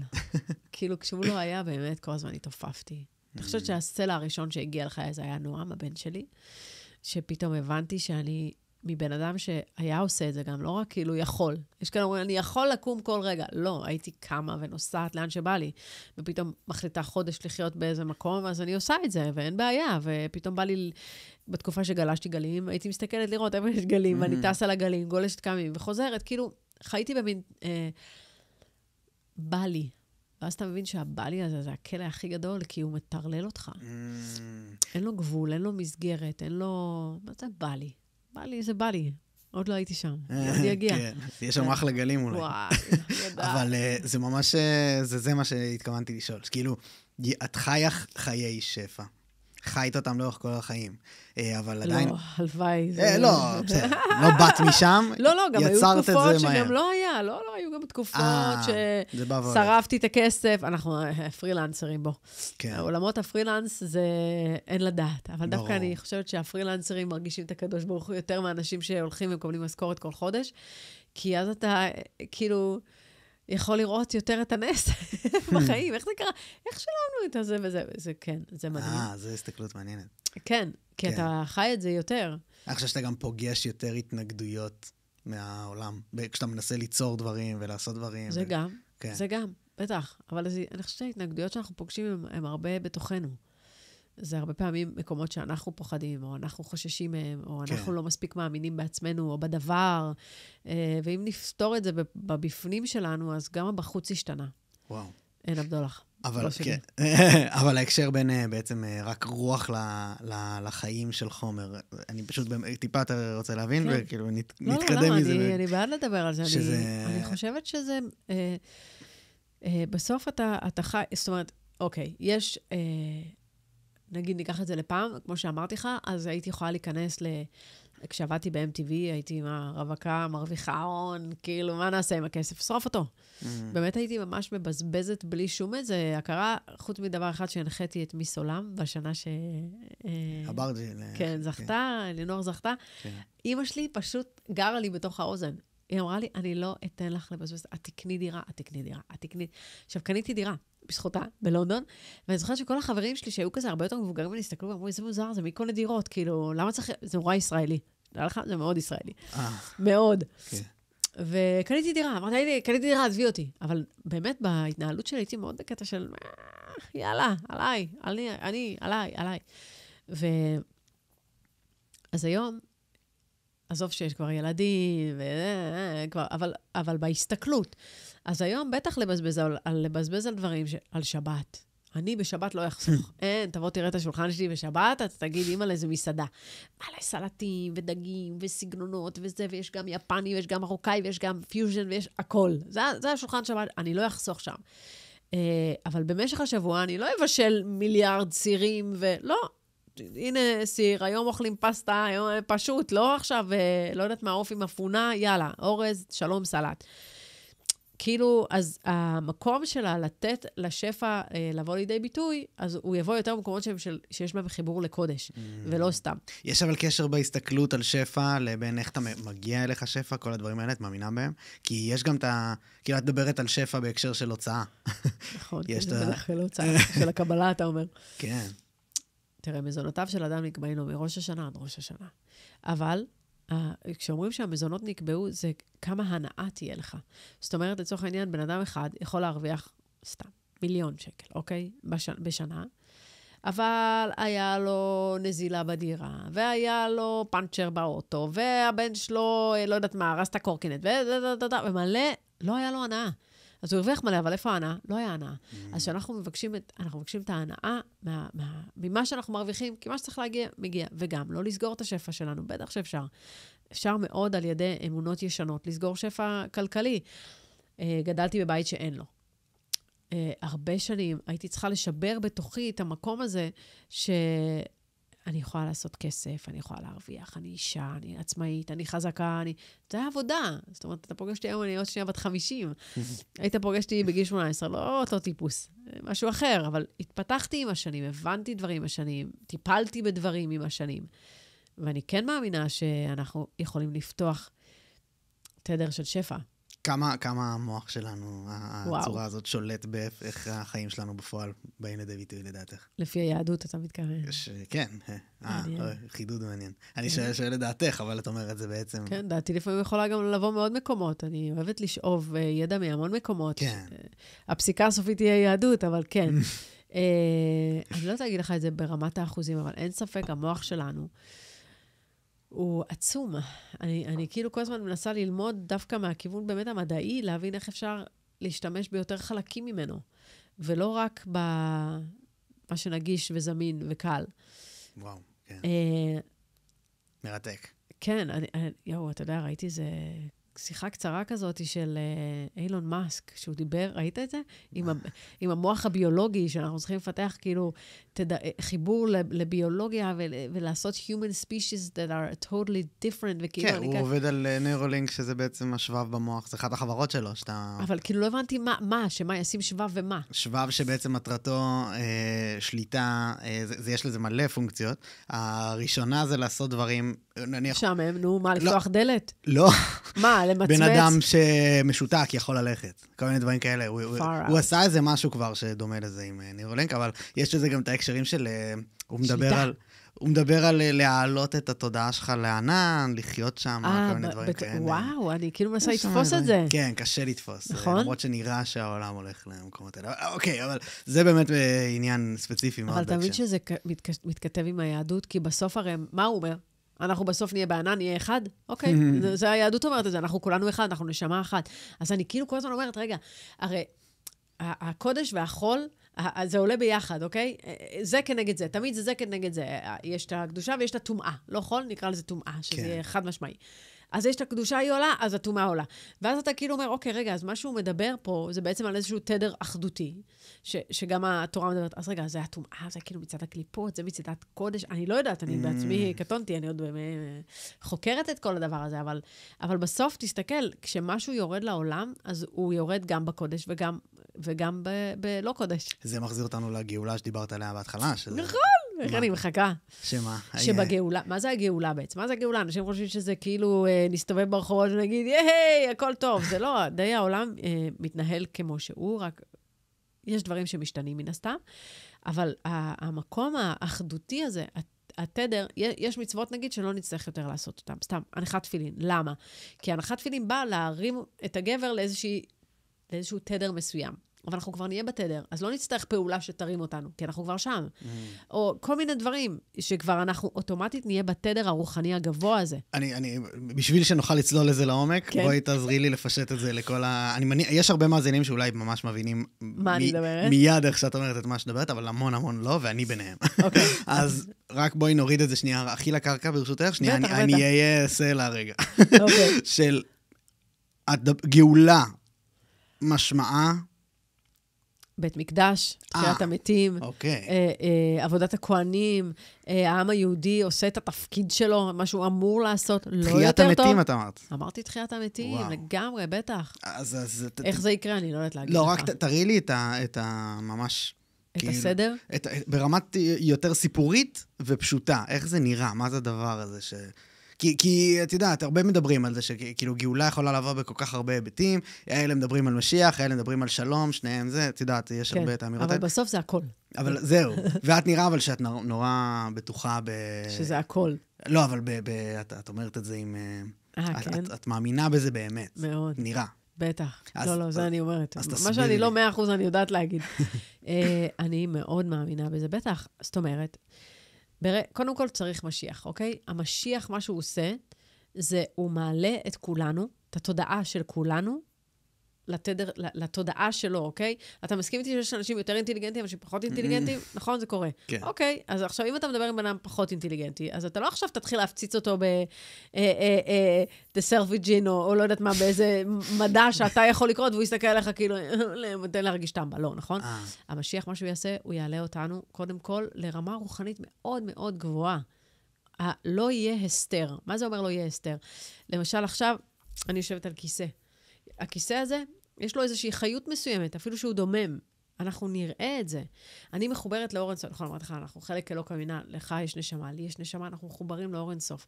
אנחנו כבר נראה את החיבורים האלה. לא יהיה, זה לא יהיה, עכשיו אנחנו לא רואים. הכל הוא בהסתר. אתה מברך על מים. שהכל נהיה בדברו. אתה לא רואה מה זה עושה. אתה לא רואה שזה, אתה תראה את זה. את מאמינה שזה עושה משהו. בטח. וואו. אני אפילו לא ידעתי שאנשים ככה רואים. יכול להיות שזה רווח מאוד. צריך לראות את זה ככה. אם לא רואים את זה ככה, אז צריך לעבוד עליו. רגע, ברשותך, זה נשמע שזה גם בגלל שזה נורא מרגש אותך. וואי, ממש, אני מתה על זה. זה משמח אותי. קל לי ללכת למקום רק שאני, יהיה לי קשה להבין. להסביר. כן. אז בפשט של הפשט, כשאת אומרת תחיית המתים, את מתכוונת לתחיית המתים? זאת אומרת, עומד לבוא רגע, ואת אומרת משיח גם. זה בן אדם, צריך להגיע על חמור, כל האירוע. לא יודעת אם הוא יגיע על חמור. חמור זה מלשון חומריות. הוא רוכב על חמור, הכוונה שהוא רוכב על החומריות. צריך להבין שהתורה הרבה פעמים, יש לזה משמעויות אחרות לגמרי. זאת אומרת, בתוך הסיפור, מצרים זה מיצרים. כאילו יש המון מילים ומשמעויות לסיפורים שהם הרבה יותר רוחניים. צריך פשוט לפתוח קצת את הזוהר. ללמוד את זה מכיוון אחר. אז אותו דבר, כן, תחיית המתים, אז אומרים שיהיה, קודם כל, המשיח יבוא, יעלה את כולנו, אוקיי? תדר רוחני. תחיית המתים זה שלבים יותר מאוחרים. אני לא זוכרת מספיק את הסדר בשביל להגיד לך מה בא קודם. בית מקדש, ואז תחיית מתים, ואז אני לא זוכרת את הסדר, אז אני לא רוצה להגיד דברים שאני לא 100% בטוחה. וגם פה יש חלוקה. יש כאלה אומרים בית מקדש ירד משמיים, יש כאלה אומרים לא, אנחנו נצטרך לבנות אותו. זה זרמים שונים, לא יודעת מה יהיה. וחכה ונראה. אני לא יודעת להגיד לך מה אמיתי. ואת מאמינה שכאילו 2028 פתאום, כאילו קורה. כאילו, לא, אז 30 וסתם. לא, אמן מחר, מה זה? אמן עכשיו, אנחנו לא יודעים. שממש אבל ברמה הכי בסיסית של החיים של כולנו, הכל יהיה שונה בתכליתו? כן. כל העולם או פה? זה יתחיל פה, ובטח זה יצא לכל העולם. אומרים שהמשיח, רוב העבודה שלו לא יהיה איתנו בכלל, זה יהיה בחוץ. להעלות אותם לתדר הרוחני, להעלות את כל העולם לתדר הרוחני. וואו. כן, אני ממש מתה לדעת מי הוא. אני מקווה שהוא כבר פה, אני לא יודעת אם זה יהיה בדור שלנו, לא יהיה, אם זה עכשיו, מחר. צריך להאמין בכל יום שהוא מגיע. וואו. וברמת יותר באמונה שלך לגבי, זה תפקידנו להביא אותו. זאת אומרת, יש איכשהו שאנחנו צריכים להתנהג וכאלה, גם לשם את הולכת? בטח. זאת אומרת, אני חושבת שכשאנחנו ככה קרואים בתוכנו, אנחנו ממש מרחיקים את הסיכוי לגאולה ברחמים, הגאולה תקרה. אז אומרים, או שזה יהיה ברחמים, או שזה יהיה בדינים. אז אנחנו כל הזמן מתפללים שזה יהיה ברחמים, שזה לא יבוא ב7 באוקטובר, שזה יבוא ברחמים, שזה יבוא בחסדים, שזה יבוא בטוב, שזה יבוא מתוך אהבה. אבל אז אני שומעת, חזרתי עכשיו לערוץ 14, ואני שומעת את כולם מדברים, מהצד הזה, מהצד הזה. אני אומרת, איפה? וואו. אבל אסור להתייאש, וחשוב ממש להאמין שאפשר, ואם הקדוש ברוך הוא שם אותי שם, אז אני הולכת להשתמש בזה לטובה בעזרת השם, ולחבר. וואו. נתנאל אלינסון, לא יודע אם את מכירה, מורה לתנ"ך היה אצלי פה בפודקאסט לא מזמן, אחד הפרקים הטובים שאני נהניתי בהם מאוד. והוא אמר לי גם משהו מעניין, הוא אמר המשיח לפי, אני לא יודע אפילו לפי מה בדיוק, אמור לבוא משבט דן. אוקיי. שאימו מדן ואביו מיהודה. דוד, לא? אני לא סגור על זה. של דוד המלך, המשיח הוא מדוד המלך. משיח בן דוד. בן דוד. זה אומר, זה לא דן? לא, זה בן דוד. מעניין. הוא אמר את זה ככה. דן, לא, הוא בטוח יותר טוב ממני, מורה לתנ"ך, אבל לא נכנס. שאימו מדן ואביו מיהודה, ובעצם תפקידו, בעצם זה השליחות שלו. אבל איך אנחנו יודעים מי מדן ומי מיהודה? הוא הסתכל על זה ממש על פי גיאוגרפיה בארץ. יהודה נמצאים על ההר, דן נמצאים קרובים למישור החוף. וואו, ממש ככה זה היה מתואר לפיו בתנ"ך פעם. פעם, אבל היום מה? זה מה ככה הוא מסביר. אבל לא שאלת אותו מה ההקשר להיום? לא, לגמרי. הוא אומר שממש, תל אביב זה דן, גוש דן זה דן, יהודה הרי יהודה. זה ככה זה. מדהים. וגם הוא מסביר את זה ברמה היסטורית, הוא כזה מורה ברגליים. הוא כזה מסתכל ובגיאוגרפיה כזה. טוב, אז אתה רואה, אני לא יודעת. לא, פשוט רק דברים מעניינים לחשוב עליהם. נכון. דן ויהודה זה בדיוק ההקשר האלה של המחנות האלה שלא מסכימים, שאולי היום זה בא שוב לידי ביטוי באותו אופן. ממש. ואת אומרת שאת רואה את זה ככה מקרוב, אני רואה קשה לא להתייאש, אבל זה קשה. לא, אסור, אין ייאוש בעולם כלל, הרבי נחמן, אין על רבנו. לא, אין ייאוש. אתה יודע, ראיינתי את יורם גאון. ואת עודד, עשיתי איתם, לא יודעים. נכון, בפודקאסט, עשיתם ביחד, כן. נכון, בדיוק, ולא הרבה יודעים, הם באמת חברים מאוד טובים הרבה שנים, ואני כל הזמן, כאילו, מה יש לך? בן אדם בן מיליון, ומה יש לך? בן אדם כאילו לידך, הוא ילד, מה? וזה היה מעניין כזה, דווקא בכלל לא עניין אותי לשמוע ההיסטוריה של יורם, כולם יודעים, יאללה, עשו גוגל, יקבלו את הכל. דווקא על הקשר הזה, והסיפור שלנו יש איתו, ועם הרב אורי זוהר, עליו השלום, שעשינו שם סולחה.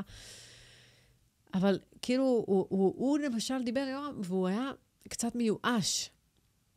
הוא אומר, אני לא רואה סיכוי להבנה בין כל הצדדים. אמרתי לו, אני לא יכולה לשמוע משפט כזה. חייבים להאמין שאפשר, וחייבים להאמין שכן, שאפשרי ונצליח. כי זה בסדר שיהיה חילוקי דעות, אבל אסור שיהיה חילוקי לבבות. אין בעיה, תחשוב אתה ככה, ואני אחשוב ככה, ואני אחיה חיים דתיים, הכל בסדר, אז מה? אבל הלב שלנו הוא מחובר, הכל טוב. חד משמעית. הכל טוב. אז בגלל זה אני כאילו מאוד מחזיקה במקום הזה, שלא להתייאש. לא לתת לייאוש. את באמת רואה את זה, אבל אפשרי? אני רואה את מה שאת אומרת, אני קצת מרגיש את מה שהוא אומר גם, אני לא יודע איפה לעמוד בהקשר הזה. אני כן. אני ממש חושבת שזה אפשרי, ואתה יודע מי יעשה את זה? ואני אומרת את זה, כל הרצאה שאני נותנת, יש את המופע המשותף שעודד ואני עושים לקהל מעורב. זה משהו אחר. יש את ההרצאה שלי, שאני נותנת רק לנשים. נשים, כן. ואני אומרת להם בסוף כל הרצאה, אני מאמינה באמונה שלמה, שהיכולת לחבר את העם הזה נמצאת אצלנו, כאן אנשים. אני באמת חושבת ככה. וואו, תרחיבי בבקשה. אני חושבת, תראה, קודם כל כתוב, בזכות נשים צדקניות נגאלנו, בזכות נשים צדקניות נגאל. זה משפט שכתוב שאנשים יביאו את הגאולה.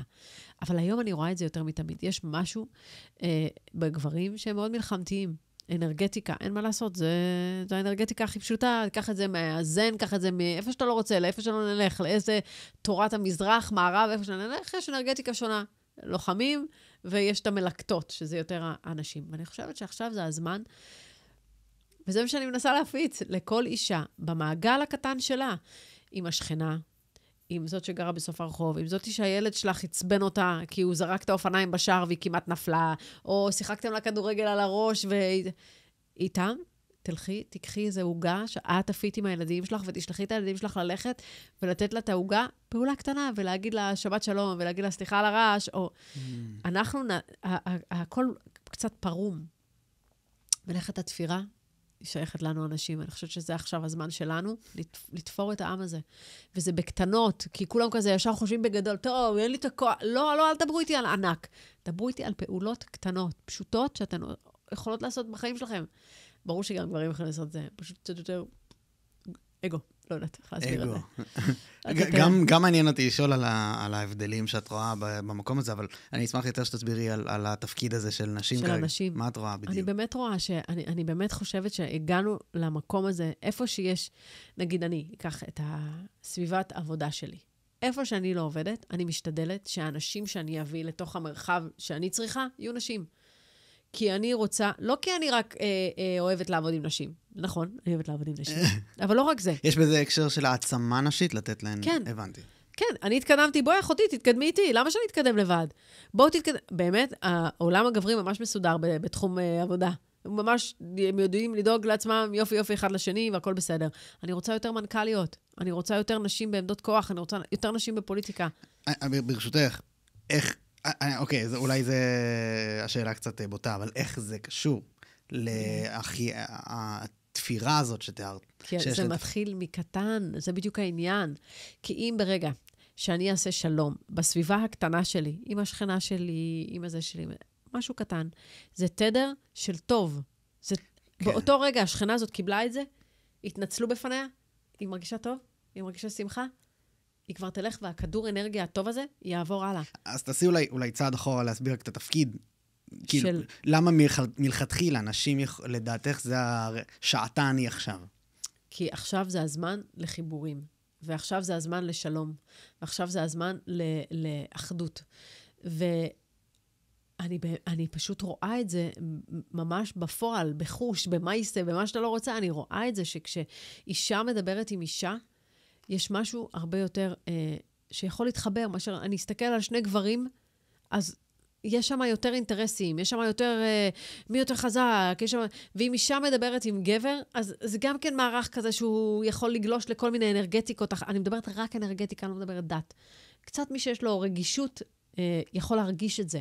כשאני מדברת עם גבר, אני מרגישה משהו אחד, כשאני מדברת עם אישה, אני מרגישה משהו אחר.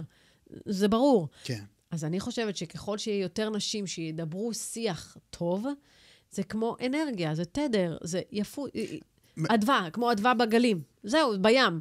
זרקנו אבן קטנה, אבל היא עשתה אדוות, טו. זה ממש מרתק, אני רוצה להבין יותר. אז לגמרי ברור, האנרגיה של נשית וגברית, ברור ומורגש, ואפרופו פיטרסון, משהו שאני מאוד מעריך לגביו, זה לעודד גברים שהיצר אפשר להגיד גם אגרסיבי, אבל התחרותי אצלכם הוא יצר דווקא מעולה, ושככל שתתחבר אליו יותר, אתה תעשה בעצמך יותר טוב בעולם, וזה לגמרי, אבל, וההבדל בין זה לבין נשים ברור לי, אבל ההקשר של מה את חושבת שברמה חברתית יותר, אולי בפשט קצת יותר, נשים יכולות ליצור ברמה שגברים באמת אולי, את יודעת, הורסים את העולם במלחמות שלהם, ונשים יכולות לעשות משהו אחר.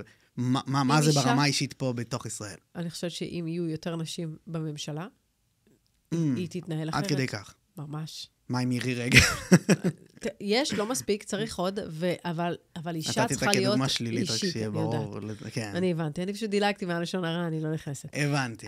אני חושבת שנשים, אם הם יהיו נשים, עם הנשיות שלהם, עם הרחם, שזה רחמים, עם כל התכונות הנשיות. לא נהפוך להיות גבר. לא מעניין אותי עכשיו להיות אישה בולי. לא. זהו, זה מה שאולי נשתמע, בדיוק. אמרת מנכ"לים וזה, אולי זה נשמע. נטיות מיניות, לא מעניין. זה לא מדברת על זה, מדברת התנהלות. תעשו מה שאתם רוצים. מדברת התנהלות. אז לא עכשיו, כן, להרשות לעצמך להיות מנכ"לית, אבל מנכ"לית נשית. למה מנכ"לית צריכה להיות גברית? למה? כי כאילו היא מלא גברים. אוקיי, אז תביאו יותר נשים. תוכלי לשמור על הנשיות שלך. היא תשמור על הנשיות שלה, היא תהיה על מקומה, היא תוכל להשפיע יותר טוב. פה יש משהו שאני טיפה רוצה, אם זה בסדר. בטח. שלא סתם השוק העבודה הוא שוק אולי גברי, כי באמת... נשים יולדות. נשים יולדות. נכון. נשים, לא, לפני שהן יולדות, הן צריכות לעבור את מה שהגוף הנשי עובר בשביל שהן יוכלו ללדת. בואי תתחרי איתי, כאילו, קדימה. זה לא כוחות. בדיוק. בגלל זה גברים מנצחים ונהיים מנכ"לים, כביכול בתחרות הזאת ספציפית. כי הם לא צריכים להתחרות בצורה הזאת. אנחנו מנסים להתחרות בגברים בצורה גברית. זהו. אנחנו לא צריכים.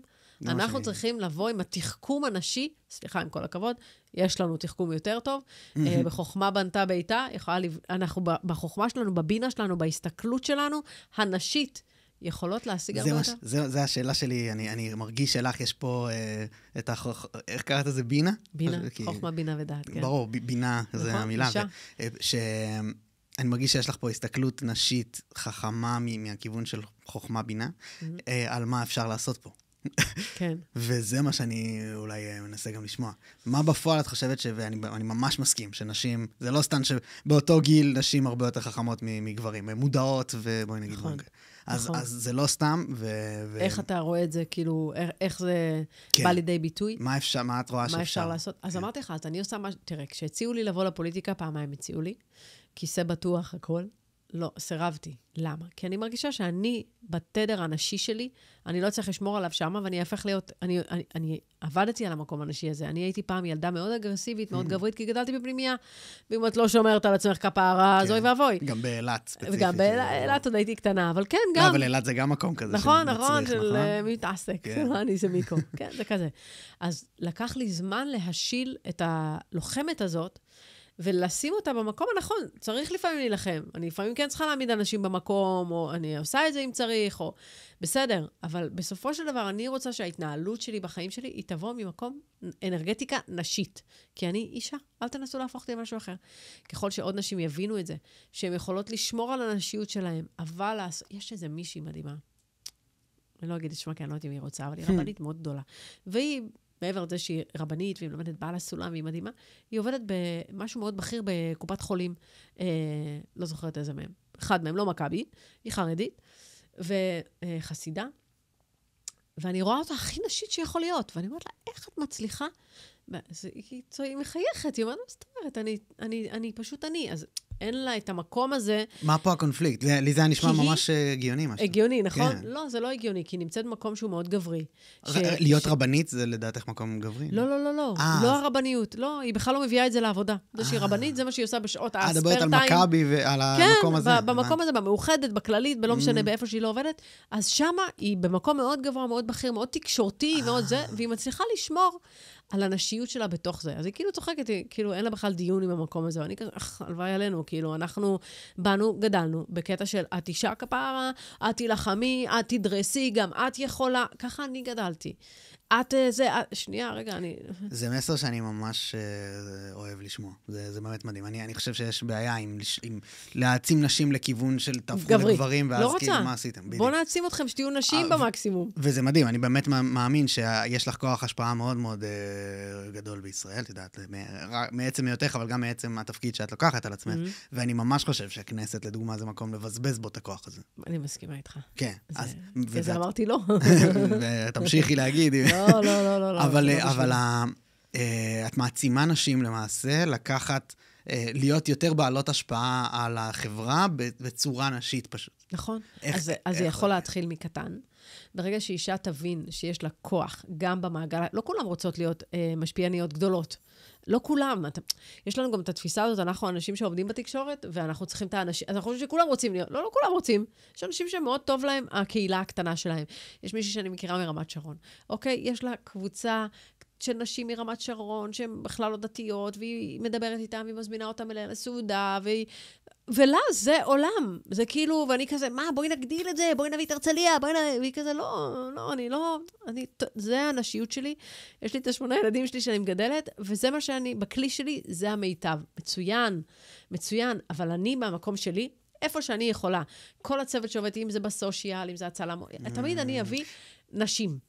מדהים, זה מחזיר למה שתיארתי עם הזוגיות שלך, של סלע ועפיפון, ואפשר אולי גם, יש הקבלה כזאת גם יפה של אר ועננים, כאילו, ורוח, ואני, אולי שמה את מתכוונת, שכאילו, אני עושה ממש פרשנות, אבל שבמרחב הזה אנחנו באיזה משבר, אולי רוחני באמת, ותפקידן של אנשים אולי לעשות פה איזשהו ריפוי. ממש. אני באמת חושבת שאנשים, יש לנו את הכוח הזה. וזאת היכולת זאת המתנה שלנו. ואם אנחנו נהיה במתנה שלנו, אם אנחנו נהיה במקום שלנו, הנשי הזה, המחבר הזה, האוהב הזה, כשהחברה שלי, הילדה שלה חולה, אני איתה, רגע, בואי נחשוב, ניסית את זה, ניסית הרמדי הזה, נתת לה את הזה, שימי חומץ על הרגע. אנחנו ביחד, נכון? אנחנו בזה. בוא, נראה לך שיחה של עודד עם חבר שלו, שהוא אומר לו שהילד שלו חולם. וואו, כן. כאילו, אוקיי. ליאת יקיר קוראת לזה, גברים מקיימים שיח מדווח. הגדול, בול, ממש ככה. אוי, אהבתי את זה, אני אקח את זה, תודה ליאת. זה בדיוק זה. אז כאילו, אנחנו דווקא מתוך המקום הזה, יכולות לעשות הרבה יותר. להשפיע ולחבר. אבל כל אחד צריכה למצוא את זה בעולם שלה. זה לא שיש לי עכשיו את ה... אבל כן, אני חושבת שאם נשים יהיו נשיות בתפקידי מפתח, אז זה ישתנה. חזק בטירוף. אני רוצה להוריד את זה, אני כל הזמן עושה את זה. מוריד אותנו לפשט. אני יודעת, אני הפיכון, זה בסדר. לא, אבל זה ככה, נראה לי, אולי נצליח לתקשר את זה הכי טוב. יש פה בפודקאסט לא מעט נשים מאזינות, והרבה גם באמת נראה לי לא מעט נשים שבאמת חיות חיים מהמקום הבאמת מסורתי בהקשר הזה, אבל בהקשר של נמצאות כבר במקום נורא שגרתי, של הן עושות את מה שהן כבר עושות וזה, והן פשוט די אולי השלימו עם זה אפילו, ומעניין אותי, אם את היית יכולה לדבר למישהי כזאת, לחדש את עבודת הרוח שלה? זה מה שאת שומעת שזה מצריך? כן. לעשות חידוש בעבודה הרוחנית שלה. ויש כל הזמן להתפתח. אתה יודע, היה לי שיחה על זה עם עודד, אפרופו נשים וגברים, ממש לפני כמה ימים. אמרתי לו, טוב, אני מרגישה שאני צריכה עוד. אני צריכה לעשות עוד משהו. עכשיו, תבין, אני רק חזרתי לערוץ 14, אנחנו מחתנים את הילד, יש לי את הפודקאסט, אני עושה את הסדרה הדוקומנטרית על לחפש אחר האושר, אני כאילו, איפה את מכניסה עוד מחט? ואני אומרת לו, לא מדברת על זה, מדברת יותר בהתפתחות האישית שלי, כבן אדם. איפה ברוחניות אני מוסיפה עוד איזה משהו שימלא אותי, כי אני יודעת, אחרי שיעור תורה, שום דבר לא ממלא אותי כמו שיעור תורה. לא, אין. אני יכולה מאוד ליהנות מהרבה דברים. אבל המילוי הפנימי הזה, השלווה הנפשית הזאת שאני מקבלת משיעור תורה, שוב, רוחני, לא הלכתי זה משהו אחר, הלכה זה כי צריך, רוחני, אז אני מתמלאה ממקום שאני מרגישה, אוקיי, אני אסופה על מקומי עכשיו. זה המקום. אז אני צריכה עוד מזה. בגלל שנהיה כל כך הרבה עומס בחיים, אז אני צריכה להוסיף יותר פה בשביל שאני אוכל להגדיל את הכלי, להכיל את כל הדבר הזה. אישה שמגיעה למקום הזה שזה כבר רפטטיבי, או שעושה מה שהיא עושה, או היא צריכה התחדשות רוחנית. זה בעצם התפתחות? לדעתי, כן. זה מקום שמבקש קפיצה. קראת לזה להגדיל את המיכל. את הכלי. את הכלי. נכון, כלי רוחני. כלי רוחני. כן. תראה, בזוגיות זה מאוד יפה. בקבלה מסבירים את זה שהאישה היא הכלי והגבר הוא האור. הוא... השיר של יובל דיין, אלי אור שאני שייך. כן. האור שמאיר. אז כן, זה אחרי שיעור. איך שוב, מה זה אומר? בעצם האור זה, הגבר מאיר לאישה את האור שלה, אבל היא עושה לו את הכלי, זאת אומרת, מצד אחד, אם הכלי יהיה קטן, הגבר דתי, האישה לא, אז הוא יכול, הכל בסדר, אבל יותר קשה לו. אבל אם האישה היא כלי גדול והגבר הוא אור קטן, זה גם קשה. כאילו, האישה מרגישה חוסר, היא רוצה עוד. כשיש סינכרון, למשל, למה אומרים, מה זה? יש משפט, האנשים קופצים מזה. אישה עושה רצון בעלה, נכון? בכי מתעצבנים, לא מבינים את המשפט. מה זה רצון? רצון, היא עושה לו רצון לתורה, רצון ללמוד, להביא לאור. היא עושה לו את ה... איך הרב יובל אומר? המשפט הראשון שגבר צריך לדעת מאשתו שהוא מתחתן, זה מה הוא ישמע הכי הרבה, זה נו. וזה נכון, כאילו, כי אנחנו כל הזמן נדחוף, תביא לי עוד אור. זה ברוחני, זה לא בגשמי, גשמי זה חיים גשמיים של כולם אותו דבר. אבל בעומק הרוחני, תביא לי עוד אור, אני רוצה להגדיל כלי. מרתק שמהאנשים האלה הגענו גם לשיחה על זוגיות בתוך הדבר הזה, שזה מרתק. אני ממש אשמח שתרחיבי עוד, כי אני רוצה להבין. מה האור הזה שהוא הגבר? האור הרוחני? זה אומר, כשאת מדברת על האור הזה, זה אור רוחני לחלוטין, של, תראה, כשאנחנו עושים כל פעולה רוחנית, שאנחנו עושים, יש לה אור מסוים, יש לה אור רוחני. אז בחיבור בין גבר לאישה, שאנחנו מתחתנים, ובעצם מתקדשים, מה זה הקידושין הזה? זה בעצם מחברים לנו את הנשמה, אנחנו נהיים נשמה אחת. היינו, פצלנו, חזרנו. ואנחנו חזרנו להיות נשמה אחת. עכשיו, אם אנחנו נשמה אחת, עדיין בתוך האנרגטיקה הזאת, לכל אחד יש תפקיד. אז התפקיד של האישה הוא להיות המיכל הזה, להכיל רחם. אנחנו, נכון, יש לנו את הרחם, אנחנו יולדות, אנחנו מכילות, נכון, תמיד האמא מכילה. ילד חולה, בוא, עכשיו יקפצו כולם, יקפצו לי. ילד חולה, למי הוא בא? הוא בא לאמא. למה? לא, הם באים לאמא, שהאמא תכיל את הדבר הזה. אנחנו הכלי של הבית. אישה היא עיקר הבית, אז כולם חושבים, היא עקרת בית? לא, היא המהות. היא העיקר, היא הכי חשוב בבית. היא זאת שעושה את הבית. כל המשפטים האלה, אתה מבין, אני שנים הסתובבתי איתם והייתי מתעצבנת. כי לא הבנתי בכלל, זה בכלל, יש לזה עומק רוחני אחר לגמרי, שפשוט לא מסבירים אותו נכון. אז אותו דבר, אז הגבר, כשהוא מביא תורה, רוחניות הביתה, הוא לא חייב להביא את זה איתו בתיק, כן? הוא הלך לשיעור תורה. אבל אני דחפתי אותו, למה אתה לא... אני מציקה לבודד. למה אתה לא הולך עם... לך תלמד. תקבע עם אופיר, יש לו חבר שהוא טייס באלעל. תקבע עם אופיר, תלמדו ביחד. נו, לך ללמוד. זה, הבן שלי מגיע. נו, תשב עם הבא, תלמד איתו קצת. אני מציקה להם בבית, תלמדו. למה? כי זה קריאה פנימית שלי. אני רוצה להתמלא רוחנית. תמלאו אותי רוחנית. עכשיו, זה לא שאני לא מתמלאת כשאני לומדת לבד. אני גם מתמלאת, אבל זה מילוי אחר. זה מילוי של השלמות של הזוגיות שלנו. וזה גם שהילד שלי, אגב, לומד, אני מרגישה. טוב, יש לנו פה בעיה עם השיחה, כל פעם יש לי רק עוד יותר ויותר שאלות. סליחה, אני פתחתי מלא חלונות. זה מדהים, זה מדהים. אם זה בסדר, פשוט אני רוצה להבין, ממש. בשמחה. גם אני אשמח להבין יותר את ה... זה חייב להיות תורה, כי אני מניח שלא, אני מרגיש את זה בזוגיות של עצמי. את הנו הזה לכיוון של כאילו תתפתח, יהיה אפס. בקטע טוב. זה טוב. ברור, בקטע של, כן, זה טוב. נכון, האישה דוחפת. דוחפת. ממש. אבל זה לכיוון, אני לא תופס את זה. כן, התפתחותי, אולי באמת התפתחות רוחנית, לאו דווקא תורה ויהדות מהסוג הזה. כאילו, לך תלמד תורה. ואיך זה ממלא אותך? בפועל, אני לא יודעת להסביר לך איך זה קורה. לא, ברור, לא ביולוגי. אוקיי. במובן כאילו, זה שעודד הולך ללמוד תורה... כי הנשמה שלנו היא אחד. אנחנו מחוברים ברוח, אז שהוא עושה פעולה רוחנית... זה כמו ללכת לפרנס. זה גם, כן, נכון. אני לא איתו... טוב, באופן ספציפי זה לא נכון. כן, ספציפי. אני כן איתו. אבל לא משנה, אתה הולך לעבודה, הבת זוג שלך לא איתך, אבל אתה מביא את הכסף, הכסף הוא משותף, אתם ביחד, אתם חיים ממנו, נכון? זה ביחד, היא מביאה, אתה מביא, לא משנה, דווקא כסף זה, היום זה כבר קצת אחרת, כי מי לא עובד? יש היום זוג שאישה יכולה להגיד, אני אהיה בבית? אני לא מכירה. יש מלא. די. מה, המון. די, איך? מלא. והם חיים? באמת, את לא יודעת, לא נפגש. הם נושמים, הם אוכלים, הם משלמים שכר דירה? אני יכול לטעון שאולי אפילו יותר טוב. כן? כן, דוגמה הראשונה שעולה לי וכבר עלתה פה לא מעט, זה מסי. מי? מסי. אוקיי, עכשיו אתה מביא לי את האסים. כן. לא, דבר איתי על האנשים הפשוטים, על הקלפים הפשוטים. הפשוטים. לא, ויש, אני פוגש את זה כל הזמן, בטח, מלא. זה רווח. אולי זה בחיי, אז אני לא פוגשת את זה. יכול להיות, מעניין. בתוכי. אני כאילו חונכתי עבודה. אנחנו עובדים, אני מגיל מאוד צעיר עובדת. אני לא יכולה לדמיין סיטואציה שאני לא אעבוד. וואו. לא בשביל הכסף, אלא עשייה. צריך לעשות, אנחנו... טוב, יש פה, זה פותח עוד. טוב, זה כבר נושא אחר. אבל ברמת הרוחניות? נו. זה אחלה, זה ממש עושה סדר לגמרי. אתה תראה פתאום אתה תראה את זה. ממש, מבין לגמרי. אתה תרגיש אותה כאן כזה דוחף אותך. אני כבר לגמרי, ממש. אז זה משהו שהוא רוחני. עכשיו אתה תגיד לי, היא מרגישה מילוי אם אני יושב ועושה מדיטציה לצורך העניין? לא יודעת לענות לך על זה. אתה רוצה שאני אגיד לך באמת מה אני חושבת? שלא. נכון.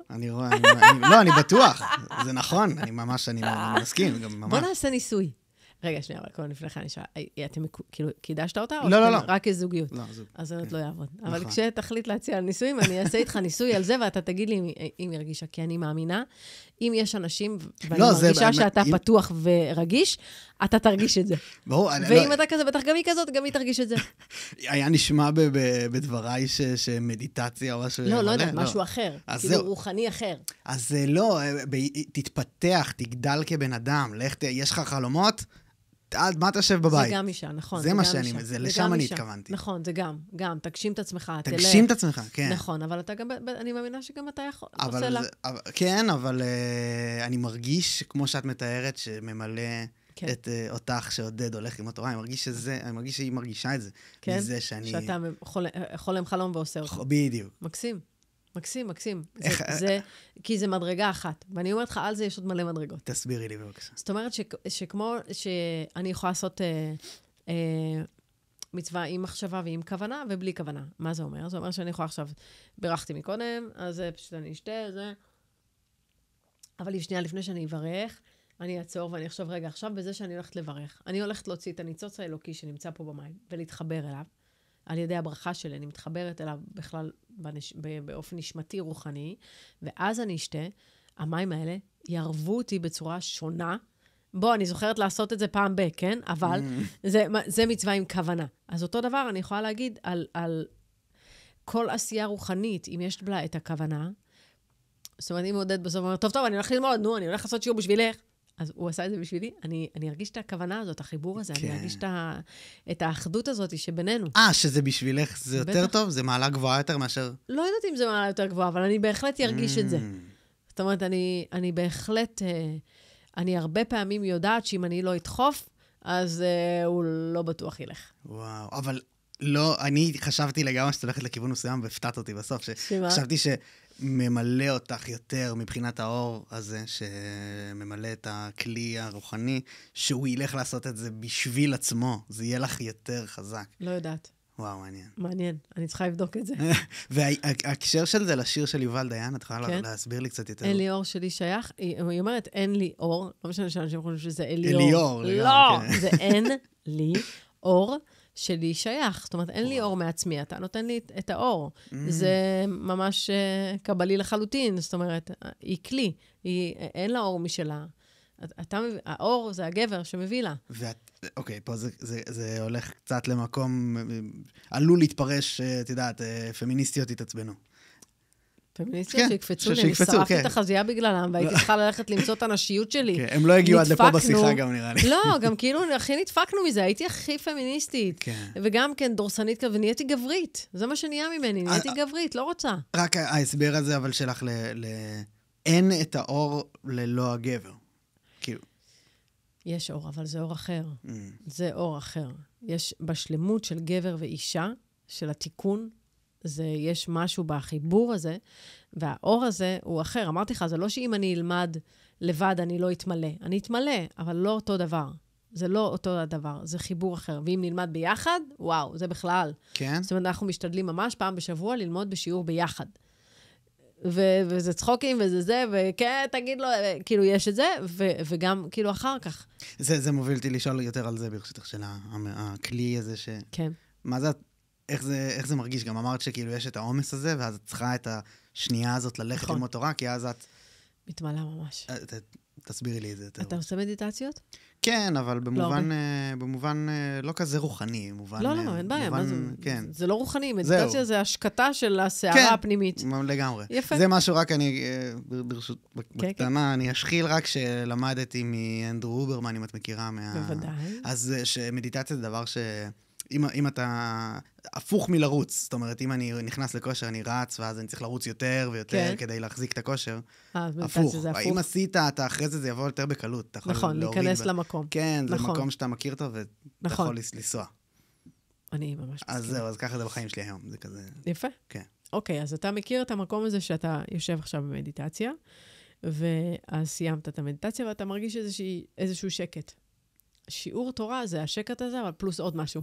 שאני לא יודעת להסביר לך אותו במילים. זה משהו רוחני, הרגשתי. פשוט המדיטציה אני יודעת כי אני גם מתרגלת, וגם תרגלתי המון שנים. אז אני מכירה, אני יודעת, זה מגיע עד לבל מסוים של השקטה. זה לא מגיע, יש איזושהי שמחה מסוימת. אני לא יודעת איך להסביר את זה. מקודם אמרת שלווה. נכון. יש שלווה, יש שמחה, יש חיבור, יש... אני על מקומי. אני לא יודעת להסביר את זה כל כך במילים. שמחה של רמב"ם כזה? שמחה, מצווה להיות בשמחה וזה זה? לא כזה. לא כזה.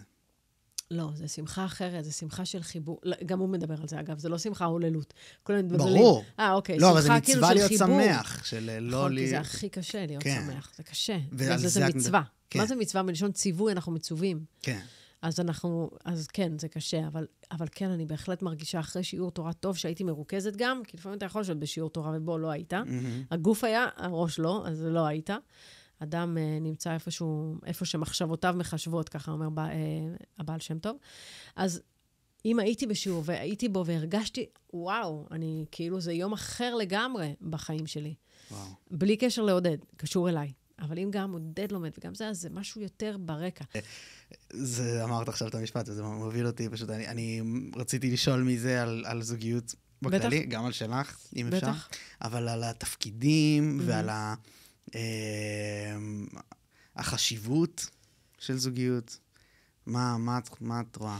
אני חשבתי, כשהייתי במנזר בהודו, אז שאני יכולה לעשות עבודה לבד, עבודה רוחנית, ואני ממש אסתדר והכל טוב.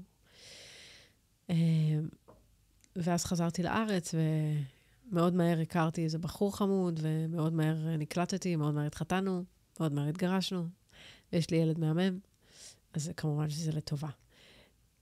אבל כשהתגרשתי, אז אני הייתי אז בשיא הפמיניזם, אני גדלת את הילד שלי, אף אחד לא התערב לי, אני לא צריכה כלום, אני לא צריכה גברים, אני לא רוצה גם גברים, אני רוצה עכשיו להיות לבד.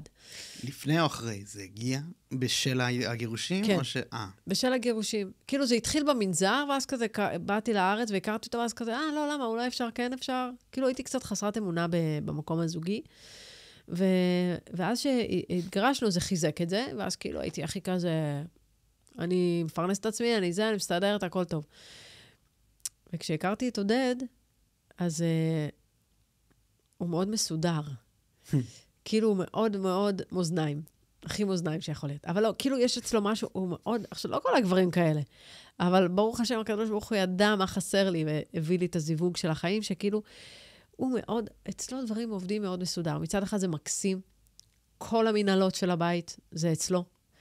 עכשיו, זה לא שלא ידעתי לעשות את הדברים האלה, כן? שילמתי חשבונות בחיים שלי, שכרתי את זה, עשיתי חוזים, עשיתי. ברגע שאנחנו התחברנו, ואני חיפשתי את המקום הנשי שיבוא יותר לידי ביטוי, אז זה היה מתוך בחירה שלי, כן? של, שומע? הבית, זה אני. כל המעטפת הזאת של החשבונות, בנקים, זה לא מעניין אותי. אני לא רוצה לשמוע את זה בכלל. יש מינוסי, לא מעניין אותי. אני אעבוד כי אני בן אדם שאוהב לעבוד. אני מאוד חרוצה, אני מעולם לא אומרת לא. אני, כאילו, אלם, כן, זה ממש פח של כסף, אז לא, אני קצת פונקת. אבל כאילו, אני בן אדם חרוץ, אני אעבוד, אני גם משרישה את זה בבית שהילדים ידעו, אנחנו עובדים, אנשי עבודה. אבל בתוך זה, התפקידים אצלנו מאוד מאוד ברורים. זאת אומרת, שאני יושבת בשולחן שבת, אחרי שטרחתי ובישלתי, אני מאוד אוהבת לבשל. זה אהבה שלי, זה לא כי אני לא סובלת מזה. יש כאלה שלא אוהבות אל תבשלו, אבל אני אוהבת לבשל. אני אוהבת שכולם יושבים ומתעלפים מהאוכל שלי. והילדים זה כאילו, הם לא מצליחים לעשות שבת מחוץ לבית, כי האוכל של אמא זה משהו שאי אפשר לאכול משהו אחר. אז אני אוהבת את המקום הזה, הנשי, המזין, המכיל. אני קיבלתי על עצמי את התפקיד הזה באהבה. הוא מאוד אוהב, הוא רואה חשבון קטן, לקרוא לו, אתה רואה חשבון, הוא זוכר הכל, גם את התאריכי יום הולדת של הילדים, הוא זוכר, לא אני. אנחנו בחרנו, בזוגיות שלנו, תפקידים קלאסיים. זה גבר, זה אישה, קלאסי. הילדים באים, רוב הזמן, לא תמיד, אבל רוב הזמן, אני מקבלת אותם בבית, הרבה פעמים גם עודד, אנחנו יושבים ואוכלים צהריים ביחד, זה בא על חשבון ארוחת ערב, כי לפעמים בערב אנחנו יוצאים להופעות או להרצאות, אז יש לנו את הזמן צהריים, אנחנו איתם, שיעורי בית, בבית. I love it. ואני מודה שאם הייתי יכולה קצת להוריד מעומס העבודה, יכול להיות שהייתי מורידה. בגלל זה שאלתי אותך מה זה, איפה האנשים האלה חיים. כן. כשאתה משפחה מרובת ילדים, ואתה רוצה לתת את הבסט לילדים שלך, אם זה חוגי סוסים, אם זה מורים פרטיים, אם זה, אתה הולך ועובד, מה שצריך לעשות, עובדים. אז אני חושבת שבבחירה שלנו, הזוגית, היא שכל אחד יש לו את התפקיד שלו. הייתי בזוגיות לפני אחרות, שאני הייתי בתפקיד הגבר, אני הייתי מפרנסת, אני הייתי משלמת, ולא אהבתי את זה. זה, כן. לא רוצה, אני רוצה להיות אישה, לא כי אני קטנה, אלא כי אני בוחרת בנשיות שלי. אתה מבין? זה כאילו... לגמרי, אני חושב אבל שאני מבין, ואני לא בטוח שכולם מבינו. אז אם את יכולה, אמרת את תפקידי הגבר ואישה, אמרת את זה כדי כמובן מאליו, כאילו זה ברור. זה לא תמיד היה ככה, הייתי בזוגיות... אבל זה לא ברור אולי להבין מה את מתכוונת. נכון, למה אני מתכוונת? כן. אז כשהייתי בזוגיות אחרות, אז אני הייתי בתפקיד הגבר רוב הפעמים, וכשהתגרשתי, אחרי שכבר היו לי כל מיני מערכות יחסים, אני אמרתי, אני לא רוצה יותר, אני רוצה גבר, סלע, חזק, אני רוצה גבר, שהוא גבר, שיקח ממני דברים שאין לי כוח להתעסק איתם. אין לי כוח ללכת לבנקים. אין לי כוח, אבל זה המילה? זה המילה. אין לי כוח. אין לי כוח, לא מעניין אותי, אני לא רוצה, זה לא הבין שלי. אני הרבה יותר טובה והרבה יותר על מקומי, כשאני עושה את התפקידים שאני אוהבת, כמו לגדל את הילדים, לדעת בדיוק, לדבר עם המורות שלהם, לדעת בדיוק איזה כיתה הם, לא תמיד יש דמויות בבית שיכולות להתבלבל באירוע. אני אוהבת את התפקיד הזה, הנשי. אני בחרתי לאחוז, אתה יודע, אחותי הרבה שנים, כשהייתה נשואה, יש לה 4 ילדים, כשהייתה נשואה, אז היא גידלה את הילדים. ואני זוכרת שכזה היו שואלים, היו יודעים מה אני עושה, אז הוא אומר, מה את עושה? והיא הייתה מחייכת, והיא הייתה אומרת, אני מגדלת את הילדים שלי. והייתי כאילו כל כך גאה בה. כי כאילו לגדל את הילדים, כן. זה נהיה... טוב, קצת כמו להיות דתי. טוב, זה הבררה, זה הלא אינטליגנטים. לא, זאת אחלה של בחירה לבחור את זה, והלוואי הייתי יכולה לבחור בזה אפילו יותר בחיים שלי. צריך כורח הנסיבות, אני צריכה יותר גם לעבוד. בסדר, אני עושה מה שצריך, לא מתבחיינת, אבל בטח בתוך מה שהמנהלות בתוך הבית, אני אבחר שהתפקידים הנשיים יישארו אצלי. עודד לא יודע לעשות טוסט. שזה בעיה. לא צריך להיות כזה קיצוני. הוא קיצוני. בסדר, אתה לא מקבל בדיוק איך שאתה רוצה. בסדר, ליד. כן, אבל הדגש נראה לי שהיה הכי מעניין אולי, ואומר את מה שנראה לי... החלק הכי חשוב פה, זה שאת אמרת שזה לא מקטין. אני בוחרת בנשיות, וזה נשמע אולי מקטין שאני אומרת, אני רוצה את התפקידים האלה בבית, ולא את האלה. אבל זה מעצים. הכי מעצים. בעיניי זה הכי מעצים, ובעיניי זה גם הכי מעצים שאנחנו נביא את זה לשיח, שנשים שבוחרות ויכולות לגדל את הילדים שלהם, הן מדהימות. יש בזה גם את לך זה הדבר הכי ממלא, יותר לחלוטין. כן. יותר מלעלות על הבמה ולעשות הופעה מטורפת, והקהל נקרא מצחוק. אם אני אלך לטיול עם הילדים שלי, ואנחנו נתחבק ונעשה מדורה, ונצחק וננגן, וכל אחד יחזיק לי ונשיר, זה פי מיליון מ1,000 הצגות שהקהל יעמוד בסוף ויעשה לי סטנדינג אוביישן. אני חושב שגם להבין שלגבר זה לא. זה גם חזק. יש בזה משהו שגם לא סלחן נכון, אני מסכימה. אפילו גם אני לפעמים נופלת בזה. אתה צודק. אין מה לעשות, זה לא יהיה כוחות בהקשר הזה. נכון, נכון. וזה שוב להזכיר גם לעצמי, אני צריכה בתוך זה שהוא משהו אחר, הוא לא אני. נגענו באליית יקיר, שזה פה היא צריכה לעלות הרבה, אבל ההקשר של המערכת העצבית של נשים מלכתחילה, בנויה לשניים. גבר לא. גבר זה כאילו... מדהים. see you later כזה. מדהים. כאילו, רק להרבות ולעזור. וזהו. כן, וללכת. זה התפקיד שלך, כאילו, היא תגיד אבולוציונית. כן, לא יודע, כנראה פה נחלוק. נחלוק. יש בזה איזה משהו. לא נחלוק, זה סתם, זה מונחים שונים, אני אומרת לך. לגמרי. אדם הראשון, מה... זהו. הוא כבר היה בעולם, הוא הסתדר בלעדינו, אנחנו לא הסתדרנו בלעדיו. אתה יודע, אפשר לקחת את זה ביולוגית פשוט. כן, אפשר לקחת את זה. אז בתור אישה, יש לך מערכת עצבים שמכוונת לעוד בן אדם. מדהים. ואני ממש מרגישה את זה, ואתה יודע מה, אני חושבת שחלק מהקושי שהיה לי בחול, זה הרבה פעמים הייתי לא במערכות יחסים, והייתי לבד, כי אהבתי את הלבד שלי. אני עדיין אוהבת את הלבד שלי, אני עדיין יכולה עם כל האהבה הגדולה של הילדים שלי, לבעל שלי, לכולם, להגיד, חברים, אני נוסעת לאיזה יומיים, ביי, וללכת ולהתנתק רגע ולהיות עם עצמי. אני צריכה שקט. אני בן אדם שצריך גם את השקט שלו. ולנסוע עם ספרים וסריגה מדהים. מתה על זה. מאז השביעי אני קצת פחות מרגישה בנוח, ממש מבאס אותי. ברמת הלבד? כן, זה באסה. אוף, ממש מעצבן אותי, אני לא מצליחה, אני כאילו, מה זה שווה? אני ניסיתי פעם אחת ונסעתי וחזרתי באמצע הלילה. מה את אומרת? כן, פחדתי. הייתי ביורט, בכליל, ופשוט היה בי אי שקט. חזרתי. זה מובן לחלוטין, עוד משהו שצריך להיות צלחנים. באסה. לא היה לי את זה לפני. אבל את באמת... את אישה, חמודה, זה יכול לקרות, נכון? לא יודע מה יכול לקרות, אבל את אשכרה כאילו מובן.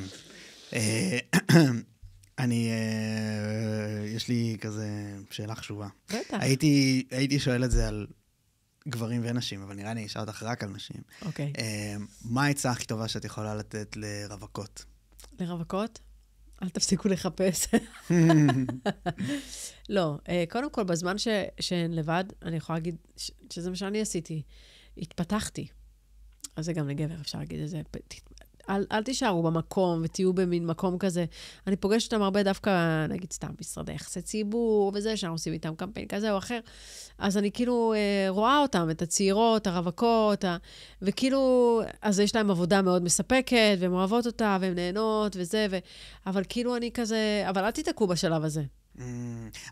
רק ברשותך, אני לא דיברתי רק על צעירות, יש גרושות, יש גם רווקות שמגיעות, פשוט מגיעות לגיל מבוגר מאוד ללא.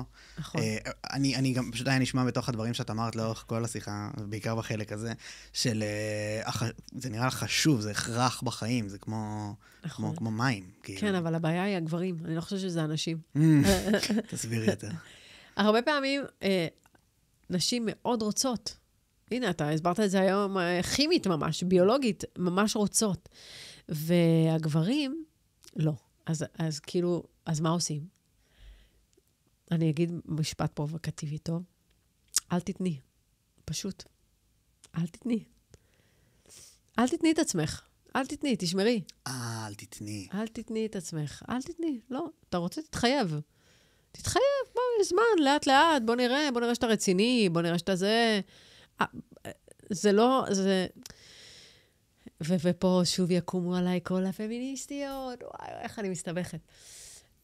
אני מאמינה שאישה יכולה ליהנות ממערכת יחסים, אם זה מינית, אם זה מערכת יחסים, הרבה יותר מתוך ביטחון. אנחנו צריכות ביטחון בשביל לפרוח, להיפתח. כל הסטוצים, וזה חרטה, זה טרנד מטומטם שנכנס, ואני לא מדברת על זה בתור אישה דתייה, בכלל לא. מדברת על זה בתור אישה.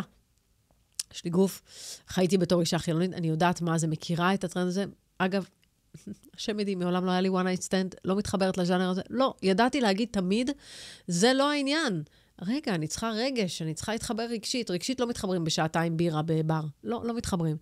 שנייה, שיתאפק, שיחכה, שירצה, שיתאמץ, ואז את גם רואה מי אמיתי ומי לא. מי באמת רוצה? אתה רוצה רציני? אתה רציני? אז תתאמץ על זה. מה זה, איך זה נראה להתאמץ? תשקיע בדייטים, תצא איתה, תשקיע בה, תשלח לה הודעות נחמדות, לא פתאום תתפייד. אני שומעת כאילו סיפורים, אני משתגעת, אני באה לתפוס את הגברים האלה ולהביא להם כפה. די, מה זה? תשקיעו בבנות, אבל מה נהיה? נהיינו איזה... זה כאילו, אתה מבין, זה ההפוך על ההפוך, זה כאילו, זה העצמאות הנשית. כן. סליחה, גם בא לי, אני זה, ואני הולכת הביתה. ספרי לי מה קורה כשאת פוגשת את הכרית בלילה. ספרי לי את האמת, אבל אל תפחרתי, את מה אל תספרי לי, ספרי לעצמך. או יותר גרוע, ספרי לי מה קורה בגיל 30 פלוס, שאת מתחילה לראות שזה לא קורה. נכון, ואת רוצה ילדים, ויש לך את החלום הזה, ילד, משהו, ואז הן הולכות ועושות את זה לבד. למה? לגמרי. לגבר פה לצורך העניין יש בעיה הפוכה. בעיה ידועה. יכול לנצח, יופי. כן, לגמרי. אבל את חושבת שזה המכשול? זאת אומרת, זה במקום שלה, מי שנותנת, תסבול מרווקות יותר זמן? אני לא יודעת אם זה רק זה, אבל אני חושבת שזה, אני מניחה שיש עוד דברים, אבל אין ספק שזה אלמנט מאוד מאוד חשוב. ההתמסרות הנשית צריכה לבוא אחרי ביטחון ורצון וחיזור. חיזור, תחזר, זה התפקיד של הגבר. התפקיד של הגבר לחזר. זה לא גברי, הפוך. להפך, או זה לא נשי. או זה לא אומר שאת חלשה. להפך, זה אומר שאת מעריכה את המקום שלך כאישה. אני מעריכה את עצמי, את מי שאני. תקנה לי, אני זוכרת שהתחלנו לצאת עודד ואני, כתבתי לו אחרי כמה, לא יודעת מה, איזה חודש, מתנות לא קונים רק ביום הולדת. זה לא. אוי ואבוי, שהבת זוג שלי לא תשמע. שתשמע, ואתה תשמע, היא לא צריכה לשמוע, אתה צריך לשמוע את זה. לא מחכים רק לימי הולדת, או פרחים בשבת. לא, חבר. וואי, ראיתי איזה ספר, דשה קטנה, חשבתי שממש תהנים, טוב, סליחה שאני חוזרת לספרים, סתם כי אני אוהבת ספרים. ברור. זה באותו מידה יכול להיות גם טבעות ותכשיטים, אין בעיה, הכל טוב. אבל כאילו, משהו שיש בו מחשבה, אחד על השני. סתם, הייתי בסיבוב עם הילדים, ראיתי בזרה חולצה, חשבתי עליך, תראה מאמי, קניתי לך חולצה. סתם, זה מחשבה, אתה איתי, אני חושבת עליך, אני אוהבת אותך, אבל החיזור האמיתי, בטח בהתחלה, צריך לבוא מצד הגבר. זה לא אומר שהאישה עכשיו יושבת פסיבית. גם כן נענית לזה, או קצת לא נענית, או עושה קצת טיזינג, play the game, girl, מה לעשות? כאילו, זה מה יש. ברור, אבל בהקשר של, זה נראה לך, המשחק הזה הוא בעצם, המקום של, אני רוצה באמת להבין, כי נראה לי שהרבה נשים לאו דווקא, אמרת שזה לא מציג אותה חלשה. זה מה שאנשים יתפסו מזה? שזה חלש לא לתת? כן. כאילו, אני זוכרת שהיה לי ויכוח מאוד גדול עם חברה שהיא לא דתייה. והיא אמרה לי, מה הבעיה? אני נהנית, הוא נהנה, אני הולכת הביתה. אמרתי, אני לא מאמינה שבנפש שלך את לא מרגישה איזשהו... אבל מה הקשר פה לחולשה וחוזק? כי אישה מרגישה שכאילו, הנה, אני גברית, אני חזקה. גבר יכול לעשות את הפעולה הזאת. הוא יכול. זה גופני לחלוטין. הוא עושה את זה, בדיוק, הוא עושה את זה. זה התכנות. אישה לא. אישה, אתה יודע, בכתובה, הגבר מצווה על עונתה של האישה, על ההנאה שלה. מצווה על זה ממש, כאילו, זה שאתה יכול, למה לא מצווים על הגבר? כי ברור שיכול, הכל בסדר, הוא בנוי ככה. לא, זה לא מעניין. כל העניין הוא על הנשית, שתרגיש בנוח, ושיהיה טוב, ושלא יהיה ריב ביניכם לפני, ושיהיה איזה ביטחון, ויהיה קשר, ויהיה חיבור. אישה יכולה ליהנות פי מיליון. לא ישכנעו אותי אחרת. חייתי חיים אחרים, אני יודעת, אני לא באה עכשיו מאיזה בית דוסי, מהשערים, לא, חייתי ככה, ואני מכירה את התחושה הזאת של וואו, חזק. ומה את חושבת על שידוכים? יש לי ילד מתחתן ממש ברגעים אלו, בסוג של שידוך, לא שידוך קלאסי, כי בסוף זה איזה חבר שראה אותו, כן, אבל זה לא קלאסי, אבל זה בסוף, אתה יודע, 4 פגישות, הם החליטו שהם מתחתנים, היי, שנה ועוד לא הצעתי. כן, וואו. לא, לאנשים אחרים זה נשמע, טוב, בסדר, כן. כן, לא. אבל כשאת דיברת מקודם על חיזור, וזה 4 פגישות, בזה מדובר, עכשיו תדברת על... טוב, זה כבר, באמת זה משהו אחר, כי הם באים מתוך עולם חרדי, והוא ילד שמאוד התחזק וחזר בתשובה, והבית לא מנוהל, הלוואי שנזכה, אבל הוא מאוד חזק דתית. הוא הרב של הבית, אנחנו קוראים לו. אז זה משהו אחר. אבל החיזור הזה, אני חושבת שהוא... שידוך זה דבר מדהים. אם אתם יכולים לשדך בין חברים, תחשבו על זה ממש. אתה יודע, נועם ורות, הקלה, ישר היא אמרה לי, אני חייבת לדעת כל השמות שלה, את כל החברים של נועם, אני אכיר את החברות שלי, ונתחיל... הם ישר... הם בזה. למה? כי הם יודעים שזה בידיים שלהם, הם יכולים לעשות את החיבורים האלה. זה הרבה פעמים, דווקא אני אומרת את זה לסביבה שמסביב. תחשבו על האנשים, מלא באים אליי. שתחי לי, תמצאי לי מישהי, תמצאי לי מישהו, תמצאי זה, ואז אני מתחילה לשאול כאלה שאלות, ואז אני כזה, איפה אני לא יודעת. אבל, אז גם הסביבה, כסביבה, אל תשאירו אותם לבד, תדאגו להם, תנסו לשדך להם, תנסו לחשוב. את יודעת מה אני חושב עליו המון, שבהקשר הזה קיאנו ריבס, כן. אחד השחקנים, הוא ידוע בתור האיש הנחמד ביותר בהוליווד. זה ככה ידוע. אז הוא, היה לו משפט שנשאר איתי שנים, והוא בכלל לא דיבר בהקשר הזה, ולקחתי אותו לשם, זה עשה לי ממש סדר. שכאילו בהקשר של לקבל אוסקר, שואלים איך בעצם אתה, כאילו, איך אתה מתמודד עם הזמן הזה, כאילו... לוקח זמן, ואת יודעת... עד שכאילו... כן, ליאונרדו דקפריו רק לפני, לא כזה הרבה זמן, זכה באוסקר אחרי שנים, ואיך עושים את זה? והוא אמר, יש לך תפקיד אחד, והוא לקום ולמחוא כפיים כשמישהו אחר זוכה. וואו. זה כל הדבר שאתה צריך, בהתלהבות אמיתית, עד שזה התור שלך. יפה. ואני חושב על אותו דבר גם בהקשר של זוגיות. יש הרבה עין צרה ודברים כאלה, גם בחברויות, אני הרגשתי עם חברים הרבה דברים כאלה. כן? כן, לאו דווקא תמיד קמים ומוחאים כפיים שמישהו מוצא זיווג. די. כן. למה? כי אתה לא זמין? גם, לדוגמה, לא, אבל גם לאו דווקא לעצמי, הייתי רואה את זה כל הזמן. זה מקנאה, מיצרות עין, אני רוצה לעצמי, אז אני, בדיוק כמו האוסקר, אנשים כאילו קשה לקום למחוא כפיים באמת שמישהו אחר זוכה. ואני חושב שזה משהו שממש משנה, כשאתה באמת בלב שלם, שמח שחברים שלך ושל משפחה שלך, למרות שלך אין, אז יבוא יותר בקלות אולי. יכול להיות. אני מנסה לחשוב על, נגיד בחתונות אצל דתיים, הכלה יכולה, והחתן יכולים לברך. ואז שמגיעה מישהי שהיא לא נשואה, אז דבר ראשון שמברכים אותה, זה שבעזרת השם תמצאי זיווג הגון, והמקום הזה של לעמוד ולקבל את הברכות, יכול להיות מקום מאתגר. כן. יכול להיות טוב, מקום... זה גם הספוטלייט עליך. כן, לא, אף אחד לא שומע, אתה יכול לעשות את זה בשקט, לא צריך שישמעו. אז למה זה מאתגר? כי זה...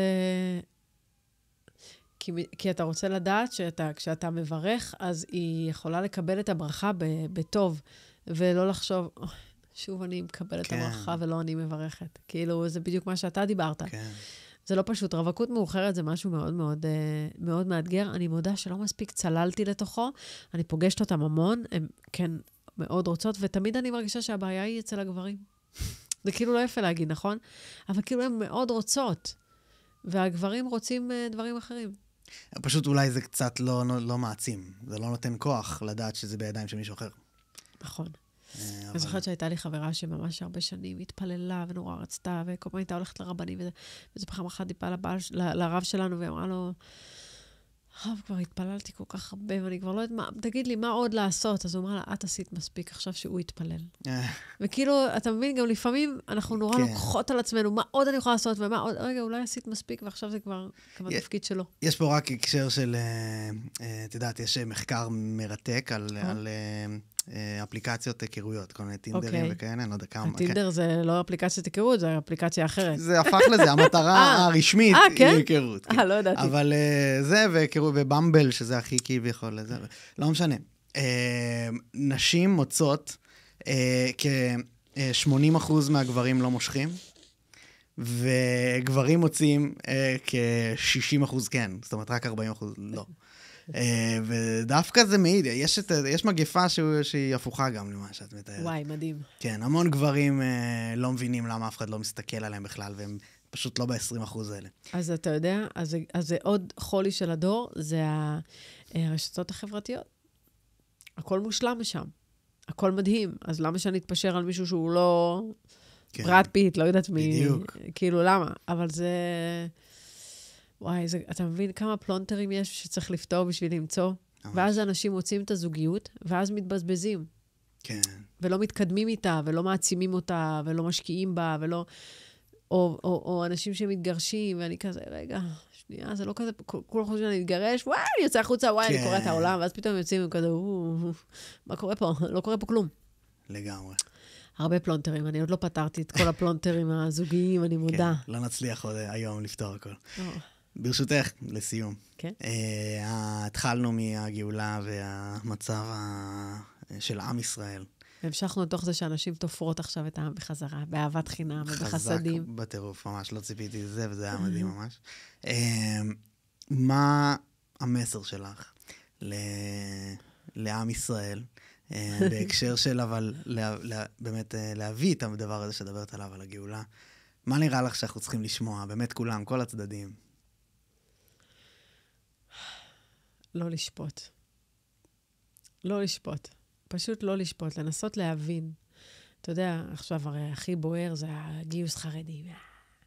כל הזמן כותבים, הבן שלי מתגייס, הולך קרבי, סתמו. כן. כאילו עזבו אותי, אני כל כך להיכנס לזה.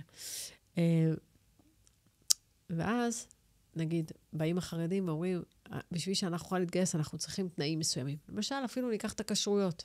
אנחנו אוכלים רק כשרות, סתם, בד"ץ העדה החרדית, או מחפוד, כשרות מאוד גבוהה. הצבא צריך להיערך לזה. ואז, מישהו מן הצד השני יגיד, מה הבעיה? יש כשרות רבנות, זה כשר. אתה לא עכשיו נעשה, אז זה בדיוק הבעיה, מזה הם פוחדים. עכשיו, מן הצד השני אני אגיד, אם יש אצלכם כאלה שהם רשומים בתור הישיבה, ואתם יודעים שהם לא לומדים, תהיו אמיתיים. תעיף אותם מהישיבה, תגידו, לא, אז לך תתרום, לך תעשה משהו. כאילו, אני מרגישה, הנה, זה הנושא שהוא הכי כואב, נכון?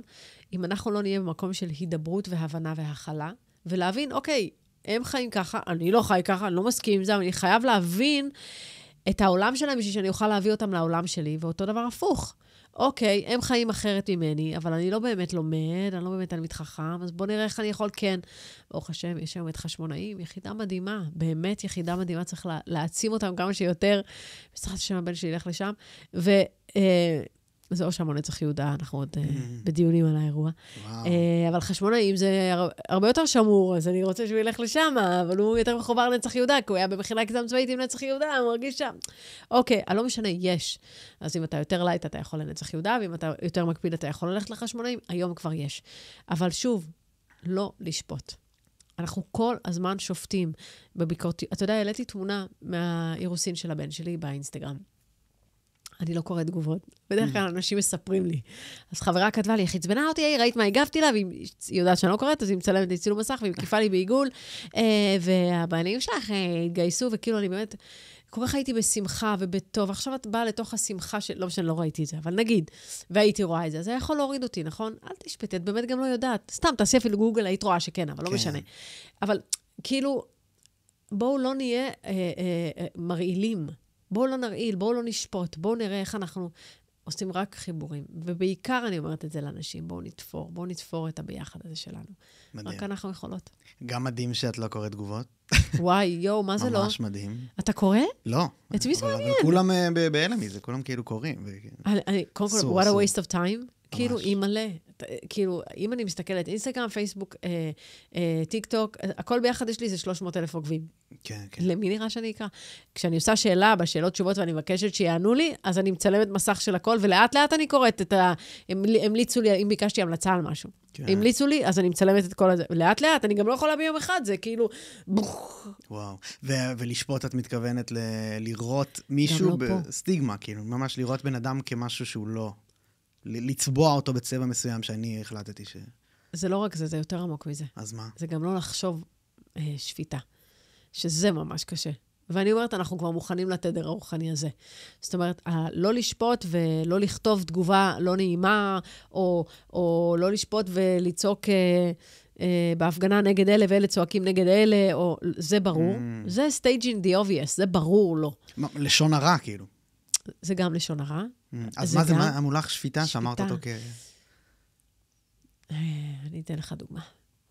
שפיטה שאני יכולה ליפול בה, בתוך הראש שלי, מישהו ייכנס וידבר פוליטיקה, והוא לא בדעותיי, ואני בראש, לא, אני לא אגיד את זה, כי אני מספיק אינטליגנטית לדעת לדבר זה, אני לא אגיד את זה, אבל בראש שלי אני אחשוב, איזה, הוא מושפע, הוא שטוף, הוא רואה ערוצים שמרעילים לו את הראש, עכשיו הוא חושב את אותו דבר עליי, כן? ברור. וכאילו אני חושבת עליו מחשבות לא טובות. המחשבות האלה מייצרות, אחר כך זה בא לתוצאה החוצה, אבל זה קודם כל במחשבות שלנו. אם אנחנו נצליח לשלוט קצת פה, על הלא לשפוט, לא לראות רע בכל אחד. בגלל זה זה לא לשון הרע, כי לשון הרע זה משהו שדיברת אותו החוצה. אל תחשוב אותו. תעבדו על זה. רוצים להתקדם רוחנית, רוצים לעבוד על עצמכם, על המידות, להיות אנשים יותר טובים, תעבדו על זה שלא תשפטו אנשים. כמה אנשים אנחנו הורגים ביום, בתוך המחשבות שלנו? וואו, אימא'לה. לא, אני רוצה טוב, אהבה, חסד. אתה יכול להגיד, אוקיי, אני לא מבין את המקום שהוא בא ממנו, כי אני חושב אחרת, אבל זה דעתו. בסדר גם? אני מקבל את זה באמת, לא רק בפה. להרגיש את זה בלב, שאני מקבלת שהוא שונה ממני, מדהים. שהוא חי אחרת ממני, ואני מקבלת את זה, ואני אוהבת אותו, ואני מבינה שאני לא יכולה בלעדיו. זה שופך לי אור על מה שאמרת מקודם, על התפקיד של נשים. זה נראה לי ממש משהו שיותר נשים יכולות לעשות בכלל. אמן, אמן, שיעשו את זה עוד מלא. אני אומרת לך, זה ישנה את כל המציאות שלנו. ממש. איזה מקום מדהים לסיים בו. טוב, ממש ממש תודה, עדן, היה תענוג ממש. גם לי, נהניתי מאוד, באמת. זה כיף. זה, אתה יודע, אתה מתאר לעצמך, בטח גם לך כל הזמן, מזמינים אותך לבוא לפודקאסטים, אני לא הולכת, אני באמת... אני יודע ומעריך את זה. לא, אבל זה היה לי חשוב, כי אני אוהבת את השיח שלך. אני אוהבת, ואני חושבת שככל שיש שיח כזה יותר, זה שוב, אנחנו נפיץ עוד טוב בעולם. מסכים לגמרי, שנזכה. מרגיש זהה לחלוטין. תודה רבה, ממש ממש תודה. תודה רבה.